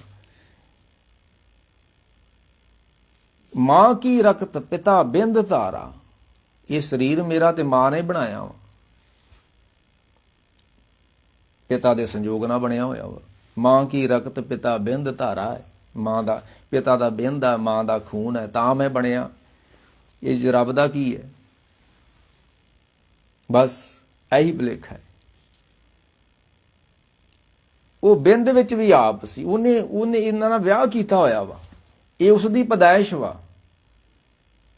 ਕੱਲਾ ਬਿੰਦ ਕੀ ਕਰੂਗਾ? ਉਹ ਆਪਣੀ ਜਿੰਦ ਨਹੀਂ ਪਾਊਗਾ। ਜਿੰਦ ਤੇ ਬਿੰਦ, ਨਾ ਤਾਂ ਜੀਓ ਨਾ ਜਿੰਦੋ, ਨਾ ਤਾਂ ਬਿੰਦੋ, ਕੁਛ ਵੀ ਨਹੀਂ ਸੀ ਉਦੋਂ। ਜਦੋਂ ਬਿੰਦ ਤੋਂ ਬਿਨਾਂ ਜਿੰਦ ਕਿਸੇ ਕੰਮ ਨਹੀਂ ਹੈ। ਉਹਦੀ ਉਹ ਵੱਧ ਫੁੱਲ ਨਹੀਂ ਸਕਦਾ ਜਿੰਦ। ਉਹ ਜਿੰਦ ਵੱਧ ਫੁੱਲੇਗੀ ਜਿੱਥੇ ਬਿੰਦ ਰਲੇਗਾ। ਤੇ ਜੁਗਤ ਵਿਆਹੀ, ਉਹ ਬੜੀ ਜੁਗਤੀ ਨਾਲ ਵਿਆਹ ਹੋਇਆ ਵਾ, ਕੋਈ ਪਤਾ ਨਹੀਂ ਲੱਗਣ ਦਿਆ ਹੁਣ ਕਿਸੇ ਨੂੰ। ਤੇ ਤਾਈਆਂ ਦੁਨੀਆ ਇੱਧਰੋਂ ਉੱਧਰੋਂ ਲੱਭਦੀ ਫਿਰਦੀ। ਉਹਨੇ ਵਿਆਹ ਇਸ ਤਰੀਕੇ ਨਾਲ ਕੀਤਾ ਵੀ ਪਤਾ ਨਾ ਲੱਗੇ ਮੈਂ ਕਿੱਥੇ ਰਹਿੰਦਾ ਵਾਂ। ਕਿਉਂ ਭਵਈਏ ਸੱਚ ਸੂਚਾ ਹੋਏ, ਸਾਹਿਬ ਕਹਿੰਦੇ ਕਿਉਂ ਭਟਕਦੇ ਹੋ ਤੀਰਥਾਂ ਉੱਤੇ, ਸੱਚ ਸ਼ਬਦ ਬਿਨ ਮੁਕਤ ਨਾ ਕੋਏ। ਤੇ ਮਾਰੇ ਕਿਰਪਾ ਕਰਨ ਇੱਥੋਂ ਤਾਂ ਆਪਾਂ ਹੁਣ ਵਿਆਖਿਆ ਕੀਤੀ ਹੈ। ਏਕਾ ਮਾਈ, ਮਾਇਆ, ਸੰਸਾਰ, ਕਾਮ, ਕ੍ਰੋਧ, ਲੋਭ, ਇਹ ਮਾਇਆ ਵਾ। ਤੇ ਮਾਇਆ ਦੇ ਨਾਲ ਰੱਬ ਨੇ ਆਪਣੇ ਆਪ ਨੂੰ ਮਿਲਾਇਆ। ਤੇ ਮਾਇਆ ਬ੍ਰਹਮ ਰਮੇ ਸਭ ਸੰਗ। ਇਹ ਜੇ ਰੱਬ ਮਾਇਆ ਨਾ ਰਚਦਾ ਤੇ ਸੰਸਾਰ ਰਚਿਆ ਹੀ ਨਹੀਂ ਸੀ ਜਾਣਾ, ਰੱਬ ਕੋ ਵੀ ਨਹੀਂ ਬਣਨਾ ਇਹ ਤਾਂ। ਪਰ ਉਹਨੇ ਜੁਗਤ ਨਾ ਬਣਾਇਆ ਕਿ ਕਿਸੇ ਨੂੰ ਪਤਾ ਹੀ ਨਾ ਲੱਗੇ ਮੈਂ ਬਣਾਇਆ ਹੈ। ਉਹਨੇ ਜੁਗਤੀ ਵਰਤੀ ਆ। ਏਕਾ ਮਾਈ ਜੁਗਤ ਵਿਆਹੀ ਆ। ਤੇ 3 ਚੇਲੇ ਤੋਂ ਗਾਂ ਪੈਦਾ ਹੋਏ ਨੇ। ਰੱਬ ਖੈਰ ਕਰੇ। ਇੱਥੇ ਹੁਣ ਸਮਾਪਤੀ ਹੈ। ਧੰਨਵਾਦ।